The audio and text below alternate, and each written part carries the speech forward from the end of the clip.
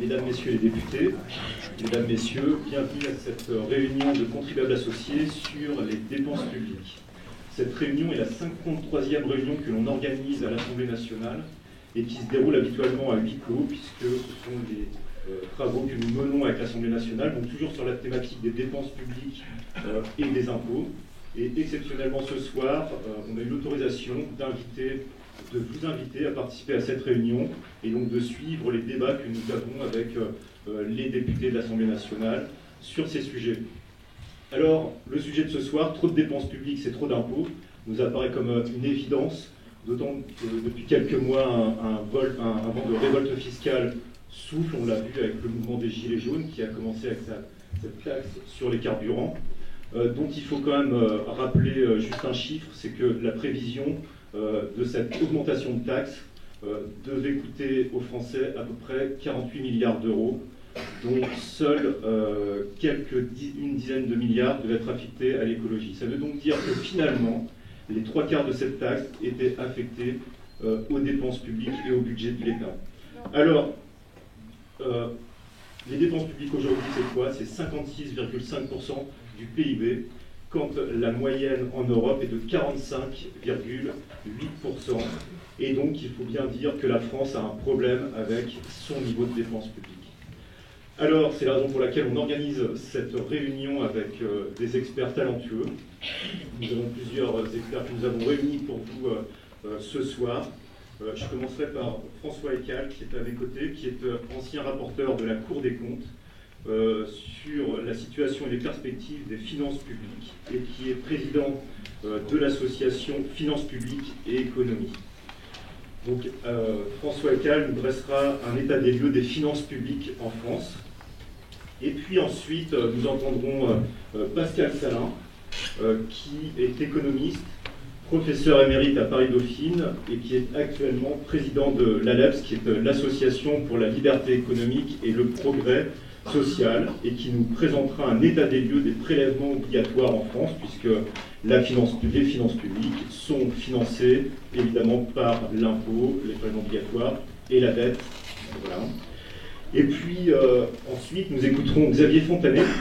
Xavier Fontanet, qui est ancien président d'Essilor, donc je rappelle, chiffre d'affaires 7 milliards d'euros, 67 000 salariés, qui est également professeur de stratégie à HEC, et qui interviendra sur l'impact du niveau des dépenses publiques sur la compétitivité des entreprises françaises et la croissance.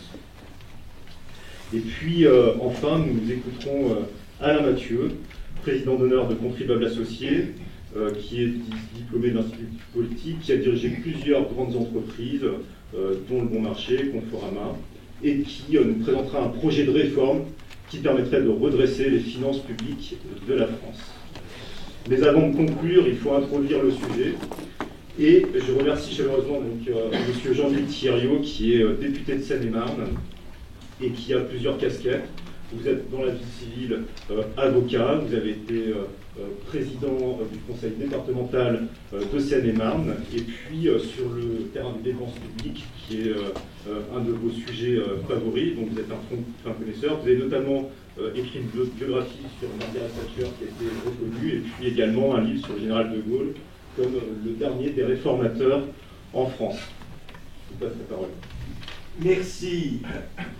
Chers amis, c'est un grand bonheur d'ouvrir cette réunion de contribuables associés parce que depuis de nombreuses années, je suis alors de manière occasionnelle vos travaux et que vous êtes collectivement un aiguillon pour éviter qu'on ne s'enfonce encore davantage dans la dépense publique sans fond et sans fin. Donc c'est un vrai plaisir d'être là.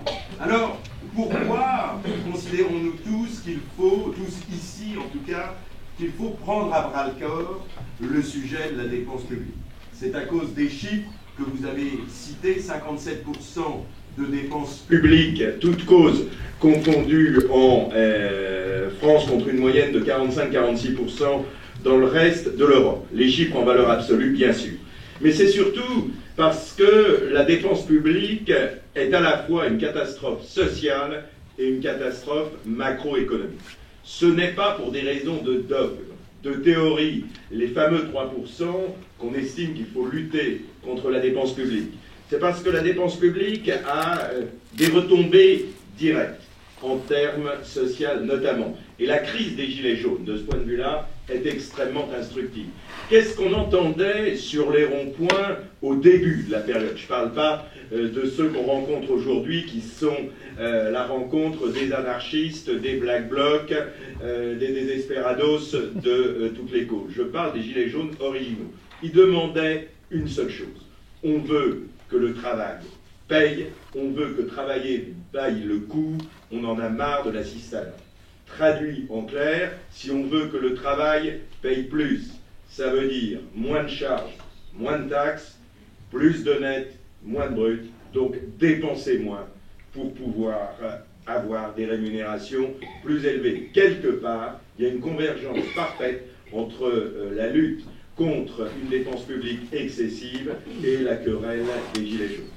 Et puis, macroéconomique aussi, quand on compare les itinéraires de la France et de l'Allemagne.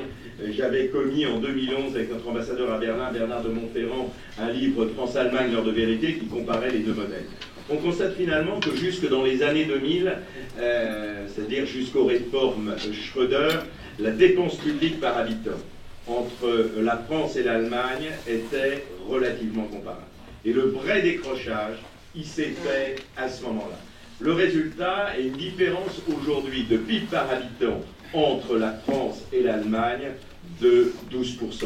Alors c'est au moment où eux réduisaient la dépense publique et adoptaient les lois Schröder, l'agenda 2010 et le calendrier Hartz IV, et nous à la même époque on faisait les 35 heures et quelques âneries du même ordre. Le résultat aujourd'hui, il est que nous avons globalement dans le long terme une croissance moins rapide que l'Allemagne et un véritable décrochage. Et la dépense publique française y est pour beaucoup. Alors ce sont les travaux que vous allez mener tout à l'heure qui vont nous donner des pistes, mais simplement, je crois, trois idées forces qui peuvent porter une action publique énergique. La première, c'est de réfléchir vraiment sérieusement sur le périmètre de l'action des pouvoirs publics. Qu'est-ce que je dis pouvoir public au sens large? Ça intègre l'État, les organismes sociaux et les collectivités locales. Qu'est-ce qui doit rester du domaine de la puissance publique? Évidemment le régalien, et qui à mon avis doit être renforcé. Dans le reste, il faut comparer sans aucun tabou ce qui doit relever du public et qui peut être dans la sphère du privé, en se posant la question de fond, notamment quel rôle pour les agences gouvernementales en tout genre. Je pense que d'autres en parleront peut-être, mais quand on voit... Alors on ne sait pas aujourd'hui combien les agences et les comités Théodule nous coûtent. On a un rapport de l'IGF de 2012 qui disait 50 milliards. Apparemment, il y a eu quelques réductions depuis, mais en tout cas, c'est un sujet essentiel et qui mériterait une commission d'enquête. C'est ce vers quoi je souhaiterais travailler. Le deuxième élément, et là, c'est une tentation que nous avons tous et à l'égard de laquelle je souhaite mettre en garde, c'est la tentation de dire pour économiser, réduisons les structures, réduisons le millefeuille, dans tous les domaines. Ça n'est pas nécessairement la solution, ou ça n'est pas en tout cas forcément la seule solution. Et je peux vous dire que la réduction du nombre de structures n'a aucun effet si en même temps on ne fait pas toute une série de réformes globales. Je pense notamment au statut de la fonction publique territoriale. Vous avez devant vous quelqu'un qui appartenait à une intercommunalité, on les a fusionnés en disant ça en fera moins, mais puisqu'on a récupéré les personnels des 4 intercos et quand on se retrouve avec 7 standardistes, eh bien c'est compliqué de faire des économies qui ont 50 ans, qui sont sous statut et qui ne veulent pas se former. Aujourd'hui, je sais bien qu'il y a le classement des archives, mais à terme, ça pose quand même un problème. Enfin, dernier point, la notion d'acceptabilité sociale de la réforme. Une population accepte des efforts à condition qu'on lui donne un cap et une vision. La force du général de Gaulle, quand il est arrivé aux affaires en 58 et qu'il a fait finalement la dernière grande réforme économique libérale, le terme est, enfin oui je l'assume, la dernière réforme économique libérant, on va dire les forces économiques, il avait quelqu'un qui avait conçu un plan d'ensemble cohérent, qui était Jacques Rueff, avec une perspective à long terme permettant de voir où on allait, et la population l'a entendu. Il avait aussi un discours capital, c'est que la réforme économique, les efforts que ça signifie, parce que ça signifie des efforts, étaient portés, c'est des réformes économiques, mais elles étaient portées par autre chose que l'économie. Pour De Gaulle, c'était la grandeur de la France, c'était la puissance de la France dans le concert des nations. Donc Margaret Thatcher a réformé la Grande-Bretagne. C'était au nom de la liberté économique, à une époque où on l'oublie aujourd'hui, on avait en face le rideau de fer et l'économie administrée soviétique qui existait encore. Quant à Gerhard Schröder, il l'a fait au nom de la défense d'un modèle social allemand qui est le patriotisme de substitution de l'Allemagne, puisqu'on sait aujourd'hui qu'un patriotisme allemand classique, comme on peut l'avoir, compte tenu de l'histoire, c'est évidemment très compliqué. Donc ça, je crois que c'est important. Et cette acceptabilité, c'est la vision d'ensemble, et puis c'est aussi rendre une partie des fruits, des efforts qui sont consentis. Je pense qu'on n'échappera pas à un rallongement réel de la durée du travail et de l'âge de la retraite, parce que quand on vit plus longtemps, on ne peut pas arrêter de travailler plus tôt. C'est une réalité. Mais la contrepartie de ce sacrifice, qui finalement est probablement le seul à nous permettre d'économiser 30 ou 40 milliards d'euros, sachant qu'on a 100 milliards d'euros à économiser pour arriver à peu près à un niveau comparable à l'Allemagne, ça doit nécessairement être compensé par une part, je dis bien une part, d'augmentation des pensions, parce que sinon, ça ne sera jamais accepté.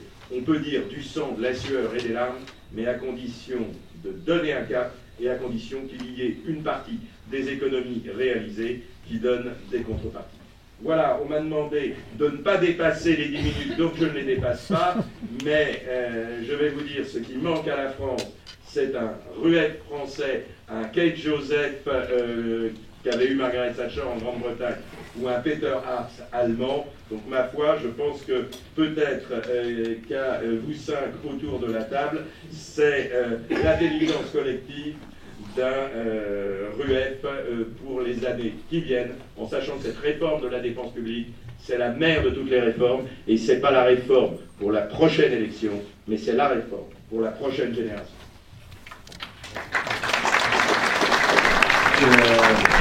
Par l'INSEE dans 15 jours. Bon.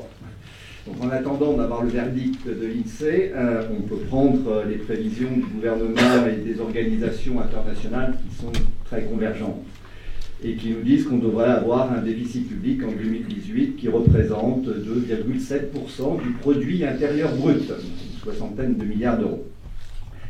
Ce serait le plus haut déficit public de la zone euro, avec celui de l'Espagne. Les économistes aiment bien essayer de distinguer à l'intérieur du déficit public ce qui relève du fait que la croissance a été plus ou moins forte et ce qui est de nature plus structurelle, indépendant de la conjoncture. Et donc ils essayent, c'est difficile, c'est fragile, mais ils essayent de calculer ce qu'on appelle un déficit structurel, donc la part non liée aux fluctuations de la conjoncture. Il est quasiment majoritaire dans le déficit public français, très majoritaire. Il représenterait entre 2 et 2,5% du produit intérieur brut sur 2,7. Donc c'est l'essentiel. Dans les autres pays européens, c'est beaucoup moins. Puis enfin, dernière caractéristique de la situation en 2018, la dette publique. Elle flirte avec les 100% du produit intérieur brut, ce sera peut-être de 98-99. La moyenne de la zone euro est inférieure à 90%. Et l'Allemagne, probablement en dessous, peut-être ou alors juste au-dessus de 60% du produit intérieur brut, qui était la limite fixée par le traité de Maastricht. Il y a 10 ans, la dette publique allemande et la dette française étaient quasiment les mêmes. Mais il est vrai que l'origine de la divergence entre les dettes françaises et allemandes, elle remonte à la période Schröder, comme on l'a dit. En 2019, le gouvernement a présenté un projet de loi de finances en septembre dernier qui annonçait un déficit public quasiment égal à celui de 2018, 2,7% du produit intérieur brut.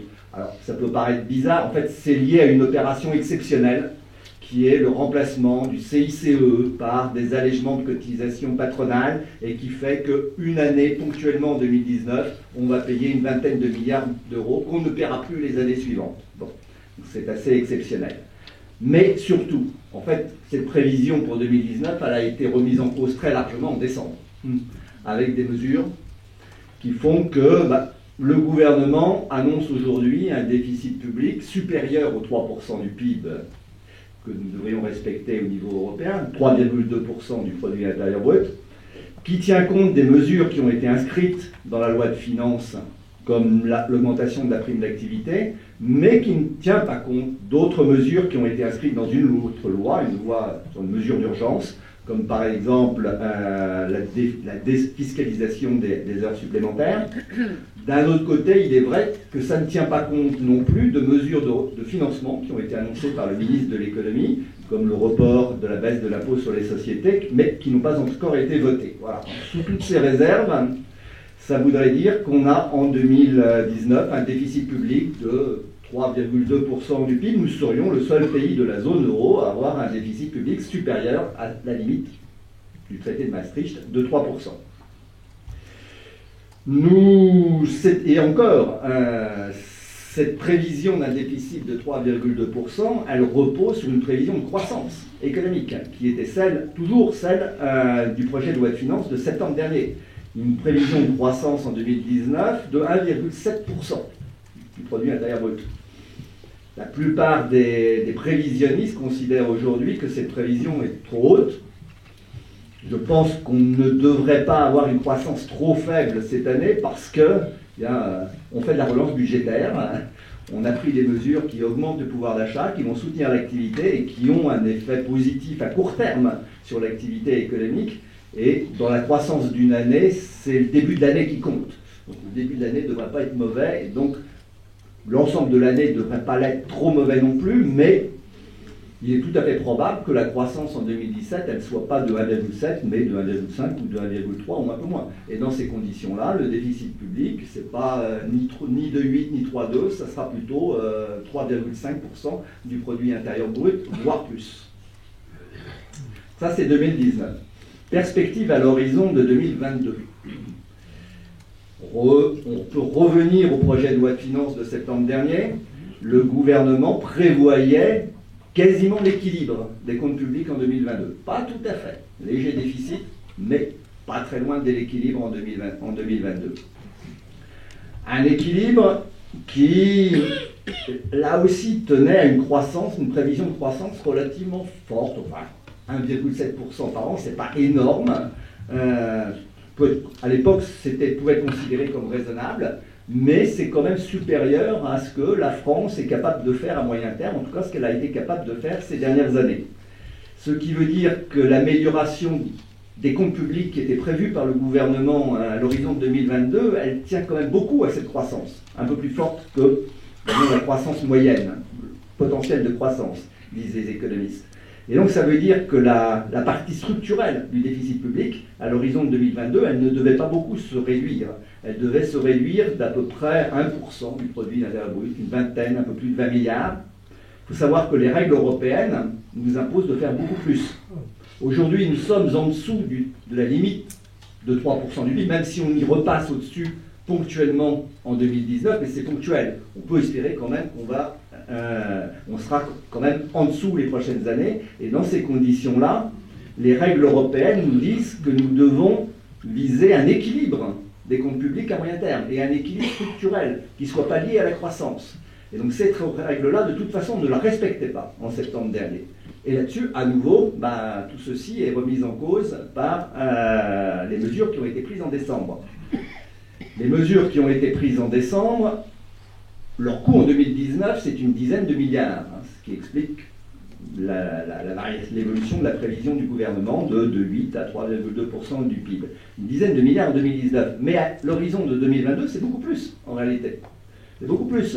Parce que dans les 10 milliards de 2019, on tient compte, par exemple, à hauteur de 3-4 milliards du fait qu'on a annulé la hausse des taxes sur les carburants en 2019.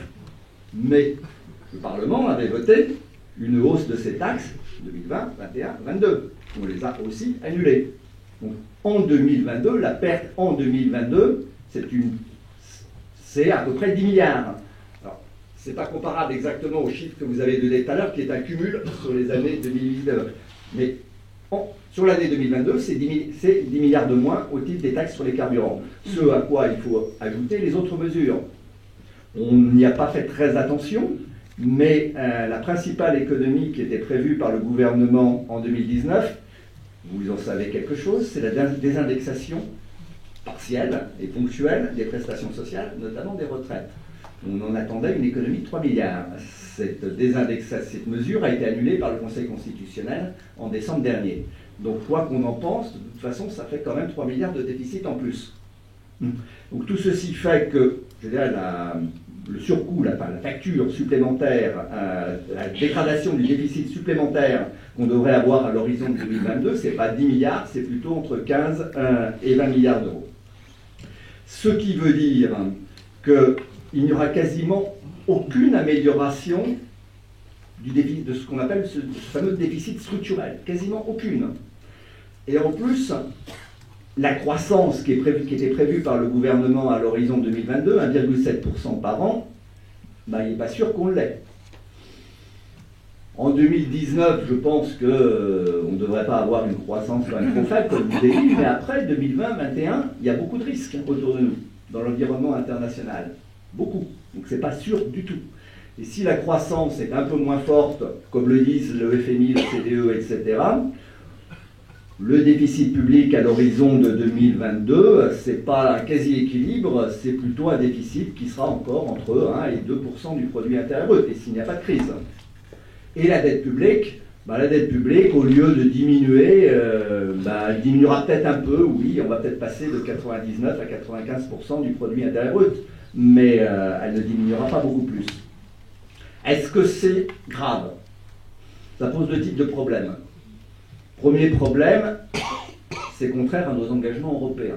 Bon, quoi qu'on en pense, comme je vous l'ai dit, on devrait améliorer la composante structurelle de notre déficit beaucoup plus. Bon, c'est contraire à nos engagements européens. Les règles européennes sont très flexibles en réalité. Très flexibles. Elles prévoient des sanctions qui n'ont jamais été appliquées. Je pense qu'elles ne seront jamais appliquées. Le problème, il n'est pas là. Le problème, c'est un problème de crédibilité. Parce que nous, on s'en moque des règles budgétaires. Il y a des pays dans le nord de l'Europe et de l'autre côté du Rhin qui, eux, ne s'en moquent pas. Donc c'est un problème de crédibilité de la France. Si elle veut assurer un leadership en Europe, en face, ils nous disent, vous avez signé quelque chose, respectez votre signature. Commencez par respecter votre signature et on verra après pour la suite. Donc un problème de crédibilité en Europe. Et ensuite, même si nous n'appartenions pas à l'Union européenne, de toute façon, une dette publique qu'on n'arrive pas à contrôler, ça présente des risques. Parce qu'un jour ou l'autre, vos créanciers de l'État se posaient des questions.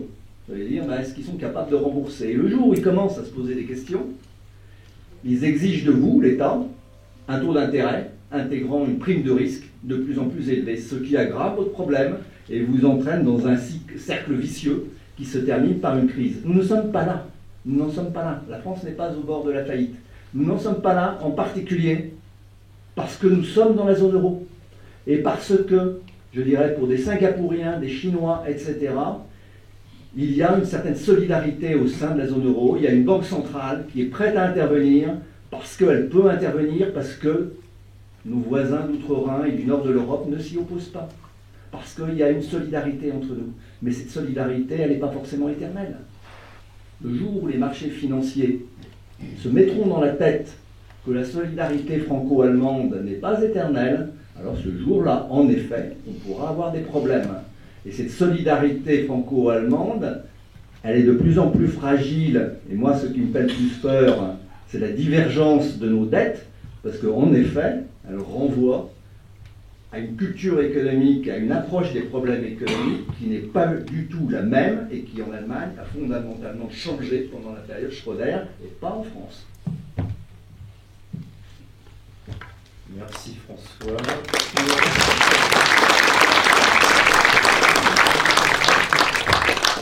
Bon, Pascal Salin va nous sauver avec les impôts. Je veux d'abord dire que je suis très heureux d'avoir l'occasion de débattre de ces problèmes tellement importants. On a rappelé, ce que nous savons bien tout à l'heure, que la France, malheureusement, a des records du point de vue du montant des dépenses publiques et de la fiscalité, mais il y a effectivement une prise de conscience des effets négatifs, des excès de la fiscalité. Alors, je voudrais commencer par quelques remarques générales dont je tirerai des conséquences d'un point de vue pratique après. Et la première question donc, je voudrais poser la suivante. Pourquoi diminuer la fiscalité? Eh bien, je crois qu'il y a deux justifications. Il y a d'abord une justification d'ordre éthique, parce que la fiscalité, c'est une atteinte au droit de propriété légitime du fait de la contrainte légale. Et donc, de ce point de vue-là, on doit toujours considérer qu'une baisse d'impôt, quelle qu'elle soit, est souhaitable. Mais il y a, bien entendu, une justification d'ordre utilitaire, à savoir que plus la fiscalité est élevée, plus les incitations productives sont détruites. Incitations à travailler, à entreprendre, à embaucher, à épargner, à investir, etc. Et c'est ça, je crois, le point central quand on parle de la fiscalité. On détruit les incitations. Et il y a même une double destruction. Je voudrais pour cela faire la comparaison entre deux systèmes. Celui de la sécurité sociale, où on paye d'autant plus qu'on a un revenu plus élevé, donc on décourage les gens d'améliorer leur production, mais par contre, on obtient gratuitement, sans effort, l'assurance santé et d'autres services. Avec une assurance privée, on est incité à faire davantage d'efforts pour avoir une meilleure assurance. Donc il y a une double destruction des incitations productives par le fait qu'on a recours à la fiscalité pour financer certaines activités. Alors je voudrais souligner aussi au passage qu'on fait souvent un raisonnement qui me paraît fort discutable et qui est le suivant. On dit qu'il faut diminuer en priorité les prélèvements, cotisations sociales ou impôts qui pèsent sur ceux qui ont les revenus les plus faibles, parce que la propension à consommer de ceux qui ont des faibles revenus est beaucoup plus forte, et donc il faut encourager la consommation, augmenter le pouvoir d'achat de ces gens-là pour augmenter la consommation, ce qui développera l'économie. C'est une idée qui, bien sûr, provient des préjugés d'origine keynésienne, mais c'est une idée qui est totalement fausse. Contrairement à ce que la théorie keynésienne dit, il n'y a pas de problème d'insuffisance de la demande. Le problème économique n'est pas un problème d'insuffisance de la demande. La demande mondiale existe. Le problème, c'est que les producteurs n'y répondent pas suffisamment, précisément, si on détruit les incitations productives. Et par ailleurs, on a tort de vouloir privilégier la consommation par rapport à l'épargne, parce qu'il n'y a pas de croissance sans accumulation de capital, donc sans épargne. Donc je crois que c'est important. Ce raisonnement est souvent fait. On dit aussi qu'il y a un chômage important pour ceux qui ont un revenu faible, donc il faut par exemple supprimer ou diminuer les cotisations sociales pour les faibles revenus. Et bien là aussi on fait erreur, parce que si on compense cette diminution, comme on l'a fait d'ailleurs avec la CSG, par une augmentation des impôts pour les autres personnes, eh bien on va détruire les incitations productives des autres. Or, on oublie que dans une société comme la société française, les gens sont solidaires, ils sont complémentaires. La productivité de quelqu'un qui a un revenu faible, elle est d'autant plus forte qu'il est associé dans son travail à des gens très compétents, innovateurs, preneurs de risques, etc. Donc c'est très dangereux de vouloir modifier comme ça la structure de la fiscalité. Et on risque en même temps d'ailleurs de spécialiser peu à peu la France dans des activités à faible productivité, parce qu'on décourage ceux qui sont les plus productifs. Par ailleurs, on peut poser la question, pourquoi diminuer les dépenses publiques? Et là aussi, je crois qu'il y a une justification éthique et une justification utilitaire. D'ailleurs, bien souvent, ce qui n'est pas justifié éthiquement n'est pas efficace économiquement. Pour quelle raison je dis cela? Eh bien, tout simplement parce que les dépenses publiques empêchent l'exercice de la responsabilité individuelle. Lorsqu'il y a des droits de propriété privée, les gens sont responsables. S'ils achètent un bien, s'ils font un investissement, c'est eux qui supportent les conséquences. Et donc, ils sont incités à faire de bons choix. Cela n'est pas le cas pour la dépense publique, parce que ceux qui font les décisions ne sont pas nécessairement responsables de manière très détaillée sur chacune des décisions qu'ils prennent. Alors, bien entendu, il y a dans la théorie économique une idée qui est souvent exprimée, à savoir que c'est la théorie des biens publics, qui consiste à dire si l'État ne faisait pas des dépenses publiques, eh bien, ces dépenses publiques ne seraient pas assurées parce que les gens ne seraient pas incités volontairement à les faire. Et on donne l'exemple de la défense nationale. Si on attendait pour que la défense nationale existe, que les gens contribuent volontairement, très probablement il n'y aurait pas de défense nationale. Donc je suis d'accord que ce raisonnement est correct. Mais précisément, cela veut dire que si l'État fait des dépenses qui sont des dépenses qui relèvent de cette logique, il devrait accepter la concurrence, parce qu'il n'y a pas de risque pour la concurrence, puisqu'on dit que le secteur privé n'est pas capable de concurrencer les biens publics. Or, en France, on est loin de cette situation. La plupart des dépenses ne sont pas des dépenses régaliennes. Il y a une étude qui avait été publiée récemment par un organisme public et qui indique que sur 1000 euros de dépenses publiques, il y a 60 euros seulement de dépenses régaliennes. Ce qui veut dire que les autres activités sont des activités qui ne sont pas par nature publiques. Et il y a donc une marge considérable pour la diminution des dépenses publiques. Et il me semble qu'il serait utile de ce point de vue-là de favoriser la concurrence. Je pense par exemple au problème de l'éducation. Dans le domaine des écoles, le nombre d'écoles privées n'a pas le droit de dépasser 20%, ce qui me paraît être une mesure arbitraire. Or, les écoles privées peuvent fournir une éducation tout à fait souhaitable. J'ai été frappé de lire plusieurs études qui montrent que dans beaucoup de pays sous-développés, les écoles privées sont préférées aux écoles publiques et correspondent davantage aux souhaits des parents.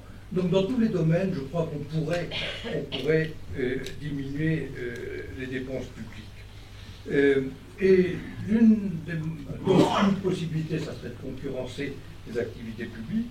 Et puis je crois aussi que par ailleurs la France a un autre record, à savoir que les réglementations sont extrêmement nombreuses.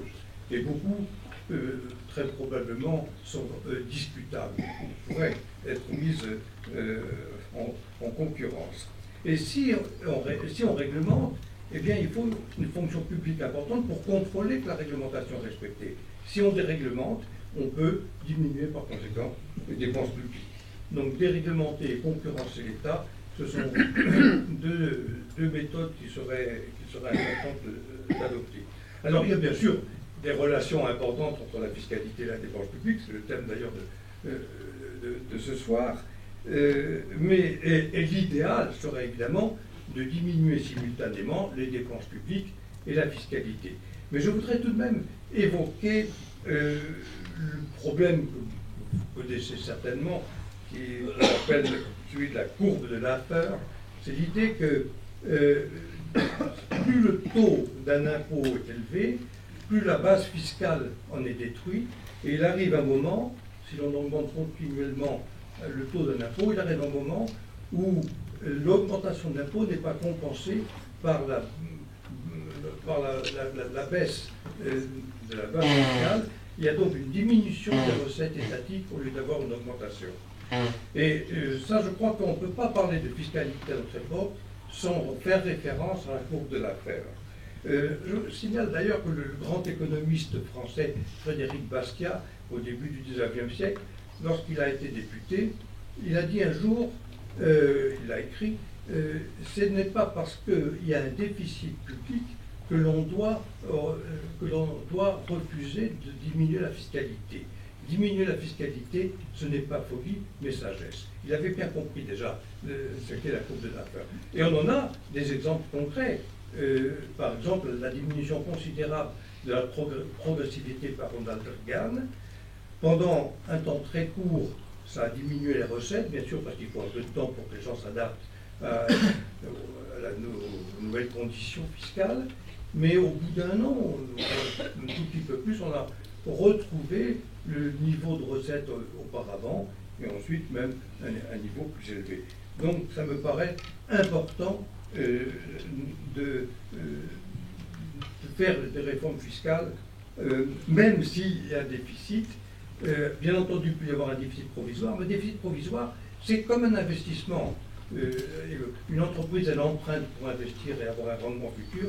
Eh bien, si l'État emprunte pendant 1 an ou 2 pour financer une réforme fiscale importante, eh bien, c'est tout à fait justifié. Ce qui me paraît beaucoup moins justifié, c'est la situation française, où on a un déficit, ça a été rappelé tout à l'heure, un déficit structurel extrêmement important, depuis plus de 40 ans. Et d'ailleurs, pour ma part, je mettrais en cause cet objectif de 3%. L'objectif, ça ne devrait pas être 3%, le maximum, bien sûr, ça devrait être 0%. Parce que 3% pendant 40 ans, ça paye des sommes considérables. Si les individus faisaient comme ça, ils seraient dans une situation quand même tout à fait contestable. Alors, une fois de plus, il faut certainement réduire à la fois les dépenses publiques et la fiscalité, mais à propos de la fiscalité, je voudrais évoquer tout de même quelles sont ce qui devraient être les priorités. Je pense que la priorité devrait être la baisse de la progressivité de l'impôt, ou même la suppression totale de cette progressivité. Pour l'impôt sur le revenu, bien sûr, mais également pour les autres, parce que les autres impôts, il y a des taux progressifs. Ceci est justifié parce que je crois que le fait d'avoir des taux différents selon les contribuables est quelque chose d'injuste, et puis c'est destructeur. On punit ceux qui sont les plus travailleurs, les plus productifs, les plus innovateurs, etc. Et une fois de plus, il y a de nombreux exemples à notre époque de réformes fiscales qui ont consisté à diminuer ou même à supprimer totalement la progressivité, et ceci s'est traduit par une relance économique importante dans beaucoup de pays. Or, il est assez étonnant qu'en France, on ait, précisément parce qu'on prend peut-être conscience du caractère destructeur des taux très élevés de l'impôt progressif, il y a un certain nombre de décisions qui ont été prises pour atténuer cette progressivité. Il y a par exemple la taxe forfaitaire sur les revenus du capital, mais il n'y a pas de taxe forfaitaire sur les revenus immobiliers ou sur les revenus du capital lui-même. Il y a l'exonération dont on parle des heures supplémentaires. Je ne suis pas opposé à cette exonération, elle est justifiée. Mais si vous prenez un membre de profession libérale ou un entrepreneur qui travaille davantage, qui fait des heures supplémentaires, lui il va être puni parce qu'il va gagner plus, il va être puni par l'impôt progressif.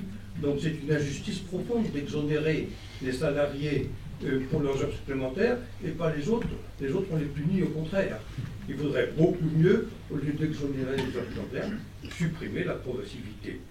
Alors il est question actuellement de supprimer les niches fiscales qui sont précisément bien souvent un moyen de diminuer le caractère destructeur de la progressivité, mais il me semble qu'il serait justifié de supprimer les niches fiscales uniquement si on diminuait ou si on supprimait la progressivité. C'est d'ailleurs ce qui a été fait dans un grand nombre de pays. Donc la priorité me paraît donc être cette suppression, diminution de la progressivité. Mais un autre élément important, c'est la surtaxation du capital. Contrairement à ce que l'on croit, le capital est surtaxé. Et je voudrais d'abord souligner que c'est le cas avec l'impôt sur le revenu. Pour quelle raison? Prenez 2 individus qui ont exactement le même revenu et qui payent par conséquent le même impôt sur le revenu. Il y en a un qui consomme l'intégralité de son revenu et par conséquent, la base fiscale, elle disparaît. L'autre, il fait l'effort d'épargner et il a donc moins de satisfaction dans l'immédiat. Et ultérieurement, les revenus du capital qu'il aura accumulé seront soumis à l'impôt sur le revenu et à tous les autres impôts qui frappent le capital. Et c'est pourquoi, pour ma part, je défends depuis longtemps l'idée qu'il faudrait adopter ce qu'on peut appeler l'impôt sur la dépense globale, c'est-à-dire qu'on permettrait aux contribuables d'enlever de leur base fiscale le montant qui est épargné. Bien entendu, les revenus futurs de cette épargne seraient taxés, sauf s'ils sont à leur tour épargnés. Je crois qu'on obtiendrait de bons résultats si on adoptait une réforme de ce genre. Alors, bien entendu, quand on parle de la taxation du capital, on pense à l'ISF, que pour ma part, j'aime bien appeler l'impôt de jalousie sur la fortune, l'IJF, et non pas l'ISF. Il a été heureusement supprimé, mais malheureusement pas pour le capital immobilier, alors que le capital immobilier, c'est quelqu'un dont tout le monde a besoin. L'une des principales préoccupations de tous les individus, c'est évidemment d'être logé. Alors, ou bien en étant propriétaire, ou bien en étant locataire. Mais si on est locataire, c'est qu'il faut bien qu'il y ait un propriétaire. Donc, pourquoi ne pas enlever l'impôt sur la fortune pour le capital immobilier? Je crois que cela n'a strictement aucune justification. Et puis il y a aussi le problème du droit de succession. C'est un problème qui est à la mode. Un certain nombre de gens demandent une augmentation de certains taux. Et là encore, je ferai appel à l'éthique, ça me paraît immoral.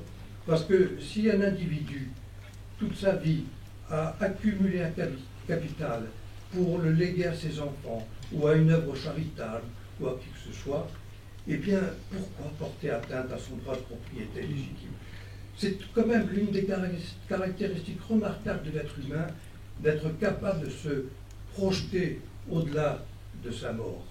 Et c'est quelque chose d'inhumain, par conséquent, d'imposer des droits de succession, de confisquer quelqu'un sous prétexte qu'il est mort, comme si le droit de propriété n'existait pas. Donc ça me paraît un argument quand même très fort contre les droits de succession. Et puis bien entendu, une fois de plus, les droits de succession consistent à punir ceux qui font l'effort d'épargner. Et à cause des droits de succession, il y a une moindre accumulation de capital, et puis nous le savons bien, nous connaissons tous certainement bien des exemples, cela pousse à l'exil un certain nombre de gens, parce qu'ils veulent éviter cette confiscation. La France a d'ailleurs là aussi un triste record, à savoir qu'elle a les taux marginaux pour les droits de succession les plus élevés d'Europe. 15 pays de l'OCDE ont supprimé les droits de succession depuis l'an 2000, donc 15 pays sur 35, y compris par exemple un pays comme la Suède, qui était considéré comme un modèle de social-démocratie. En France, on parle au contraire maintenant d'augmenter les taux. Je voudrais enfin évoquer quelques réformes récentes qui sont en cours. Il y a la taxe d'habitation. J'ai le sentiment pour ma part que ce n'était pas le plus urgent. J'ai bien dit tout à l'heure que toute suppression ou toute baisse d'impôt est souhaitable, mais il y a des priorités quand même à trouver. La taxe d'habitation ne me paraît pas être le pire des impôts parce qu'il correspond de manière très concrète à des services locaux qui sont donnés aux habitants. Et le risque, bien entendu, vous le savez bien, c'est qu'on ait en compensation une augmentation des taxes foncières. Alors, l'autre réforme qui a été faite, on le sait bien, c'est le prélèvement à la source. Et je trouve quand même dramatique d'avoir décidé de mettre en œuvre cette réforme complexe, inutile et même nuisible, alors qu'il y a tellement besoin en France de réformes fiscales fondamentales. Et surtout parce que depuis bien longtemps, je me demande pourquoi on ne décide pas de supprimer le prélèvement à la source pour les cotisations sociales. Parce que ce prélèvement à la source, il détruit une fois de plus la responsabilité. Et en particulier en France, avec cette distinction qui est totalement arbitraire et absurde entre les cotisations de l'employeur et les cotisations de salariés, c'est arbitraire, ce n'est pas le cas. Donc il serait tout à fait normal que les individus payent leur assurance eux-mêmes et qui voient combien cela coûte. On crée l'illusion de la gratuité avec le prélèvement à la source. On croit que c'est l'entreprise qui paiera. Et les gens qui ne se rendent pas compte qu'ils payent finalement. Alors, actuellement, pour l'impôt sur le revenu, ils se rendent compte parce qu'ils voient la baisse de leurs revenus. Mais dans le temps, ils auront le sentiment que c'est l'entreprise qui paye. Donc, on crée cette illusion de la gratuité qui est une illusion tout à fait néfaste. Et puis, bien évidemment, le prélèvement à la source, ça signifie qu'on impose des charges administratives importantes aux employeurs qui sont transformés en agents du fisc. Permettez-moi de donner un exemple personnel, le mien, parce que je m'occupe de la gestion du cabinet médical de mon épouse. Et je me tire les cheveux chaque mois par les obligations absurdes que je dois remplir pour faire ça. Et avec l'arrivée du prélèvement à la source de l'impôt sur le revenu, je dois vous avouer que je ne suis pas un spécialiste d'informatique, je ne suis pas arrivé à résoudre le problème. J'ai perdu des journées, et je me dis, pourquoi on m'impose de perdre toutes ces journées? J'ai autre chose à faire. Parler de fiscalité, par exemple, j'ai autre chose à faire. Eh bien, finalement, j'ai été obligé de recourir à un comptable, ce qui signifie bien entendu qu'il faut le payer, mais aussi qu'il faut régulièrement être en contact avec lui, prendre du temps pour ça, etc. Donc ça me paraît quand même quelque chose de tout à fait critiquable. Donc, je regrette que l'on ait fait en France des réformettes souvent très contestables, alors qu'il y a un tel besoin d'une réforme fiscale qui soit profonde, qui soit rapide et qui soit cohérente.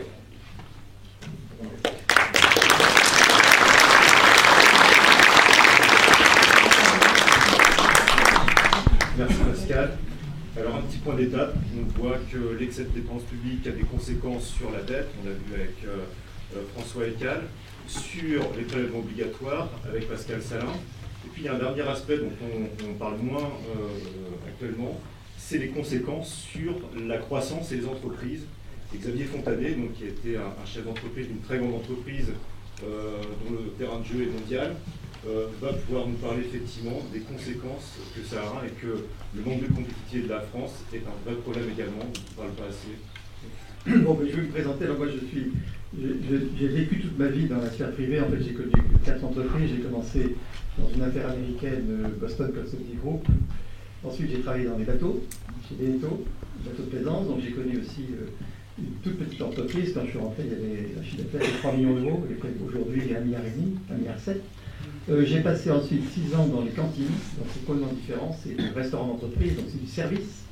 Et puis 25 ans chez Essilor comme PDG. Et donc en fait j'ai une expérience qui est très mondiale, j'ai tout le temps voyagé, c'est pour 45 ans. Et donc j'ai toujours été passionné, bon, mon père était politique, donc j'ai toujours été passionné par la chose publique. Donc j'ai eu la chance de pouvoir suivre sur une quarantaine d'années des évolutions, notamment en Nouvelle-Zélande, puisque j'ai vendu des bateaux Beneteau en Nouvelle-Zélande il y a 45 ans. Voilà. Et donc c'est plutôt ce partage d'expérience que je voudrais faire ici. Et alors, je trouve qu'il y a quand même, bon, donc tout ce qui a été dit est magnifique, je suis totalement en harmonie avec tout ce qui a été dit. Je pense qu'il y a quand même actuellement quelques évolutions positives dans la compréhension des choses, parce que la fin de mon exposé sera d'expliquer que tout est mental. En fait, c'est fondamentalement mental. Les changements, c'est d'abord les cerveaux qui vont les opérer. Et je trouve que maintenant, on commence à prendre comme des horizons de temps qui sont des bons horizons de temps. On commence à dire, ça fait 40 ans qu'on est en déficit public. La notion de dette, jusqu'ici les gens disaient, bon, celui qui t'ennuie dans ta dette, c'est le banquier, c'est pas celui qui a la dette, c'est le banquier. On commence à comprendre qu'une dette c'est quand même sérieux. Bon. Les 40 ans c'est très important parce que c'est la mort de Pompidou et de Gaulle, on parlait de REF. Et si vous regardez la dette de la France, en fait elle a descendu jusqu'à la mort de Pompidou, puisque le top c'était les époques du plan Marshall. Et qu'en fait, elle a recommencé. C'est pas Mitterrand qui a commencé, c'est sous Giscard ça a commencé. Hein. Et c'est ça pour dire. Et alors moi j'étais, mon père était ministre à l'époque, et donc il faut, feu se tolérer, il faut en parler quand même, parce que Stoleru était allé aux États-Unis et c'est un keynésien complètement convaincu qui avait ramené des bouquins keynésiens à Giscard. Il avait écrit un livre formidable qui s'appelait la croissance économique. Et évidemment, c'est lui qui a installé l'idée que la dépense publique est favorable. Évidemment, les hommes politiques, c'est très bien de dépenser, il y avait un support intellectuel à la dépense publique. Donc je pense que le vrai, c'est important, et vous allez voir pourquoi c'est si important de faire partir les choses à la de conflit. Peut-être au départ de l'ère. C'est que les trois grands changements qu'il y a eu, moi que j'ai vu opérer, c'est qu'il y a eu trois grands, énormes trucs. Le premier truc, c'était évidemment la retraite par répartition à 60 ans. Ça, c'est un énorme... Et je pense qu'il y a en gros la moitié de la dette, les 1000 milliards de dettes, c'est cette décision. Je vous expliquerai pourquoi tout à l'heure. Il y a un deuxième point que j'ai beaucoup remarqué en comparant comment les pays, l'attitude par rapport au travail. Il y a comme eu 35 heures. 35 heures, c'est absolument fondamental. C'est-à-dire que le travail est une servitude et qu'on vit en dehors du travail, c'est le temps libre. C'est magnifique.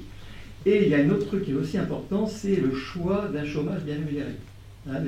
Le choix a été très clairement de dire en France, on va se caractériser les autres par un chômage bien rémunéré. Donc tout ça, c'est des attitudes par rapport au travail. Et puis la troisième énorme mouvement que j'ai vu en tant qu'entrepreneur, en comparant les autres pays, là j'étais en Suisse, là, je vivais des cousins, je suis français. Hein, bon. Et évidemment, j'ai vécu les vies locales qu'on voit en Suisse, qu'on voit évidemment aux États-Unis. C'est des systèmes dans lesquels la dépense, les collectes d'impôts sont fondamentalement au niveau des régions, et la dépense publique est fondamentalement dans la région, et c'est la région qui collecte l'impôt et qui fait les payes, avec des systèmes de concurrence fiscale que se font les cantons suisses. Ils sont à des moyens les plus puissants pour contrôler la dépense publique, puisque si quelqu'un commence à monter trop les impôts, les entreprises passent d'un canton à l'autre. Et donc il y a un système, donc tout le système que nous avons eu, c'était une décentralisation, c'est pas une décentralisation. De Gaulle voulait en fait, il voulait décentraliser la sphère publique régalienne dans les régions. C'est-à-dire quand vous allez en Suisse, la justice est locale. Et le juge local est payé par l'impôt local. Qui n'est pas du tout le système où nous, tout arrive en haut et redescend. Et on va revenir, beaucoup des gilets jaunes, à mon avis, ça s'explique par là. Alors, je vais revenir un petit peu. Donc, je pense que les choses sont les suivantes. Alors, les 40 ans, Pascal Salin, vous avez entendu le coup à Keynes, vous avez très bien fait. Ce que j'observe, parce que j'ai entendu les histoires dans tous les pays, en fait, il y a deux systèmes très très différents. C'est-à-dire que pour Keynes, il faut des dépenses d'investissement pendant 3-5 ans, en cas de crise temporaire. Alors que nous, c'est 40 ans de dépenses d'exploitation. Donc c'est doublement différent. Hein, parce que si c'est un investissement, c'est pas récurrent. Si c'est de l'exploitation, vous l'avez sur les bras. Surtout quand la fonction publique a des systèmes de contrat qui fait qu'on ne peut pas débaucher. Hein, bon. Et donc, en fait, c'est là que je vais arriver à mon point. C'est que là, l'entreprise commence à souffrir. Vous allez tout de suite comprendre pourquoi. Alors, avant de terminer sur Keynes, les temps ont changé puisque Blanchard, qui est le grand patron du FMI, a reconnu que les calculs de multiplicateurs ne marchent plus depuis une quinzaine d'années. Il a reconnu officiellement. Or, c'était un des plus grands keynésiens de tous les temps. Donc, ça veut dire qu'il se passe un truc. Alors, je pense que l'économie n'est pas encore très claire, mais je vais vous expliquer de façon extrêmement simple comment je suis arrivé à l'idée. Je vais prendre des exemples de l'histoire du jockey. Alors, je ne sais pas si vous avez entendu l'histoire déjà du jockey et son cheval. Le jockey trop haut. Bon. Alors, je vais vous dire, l'histoire est très amusante.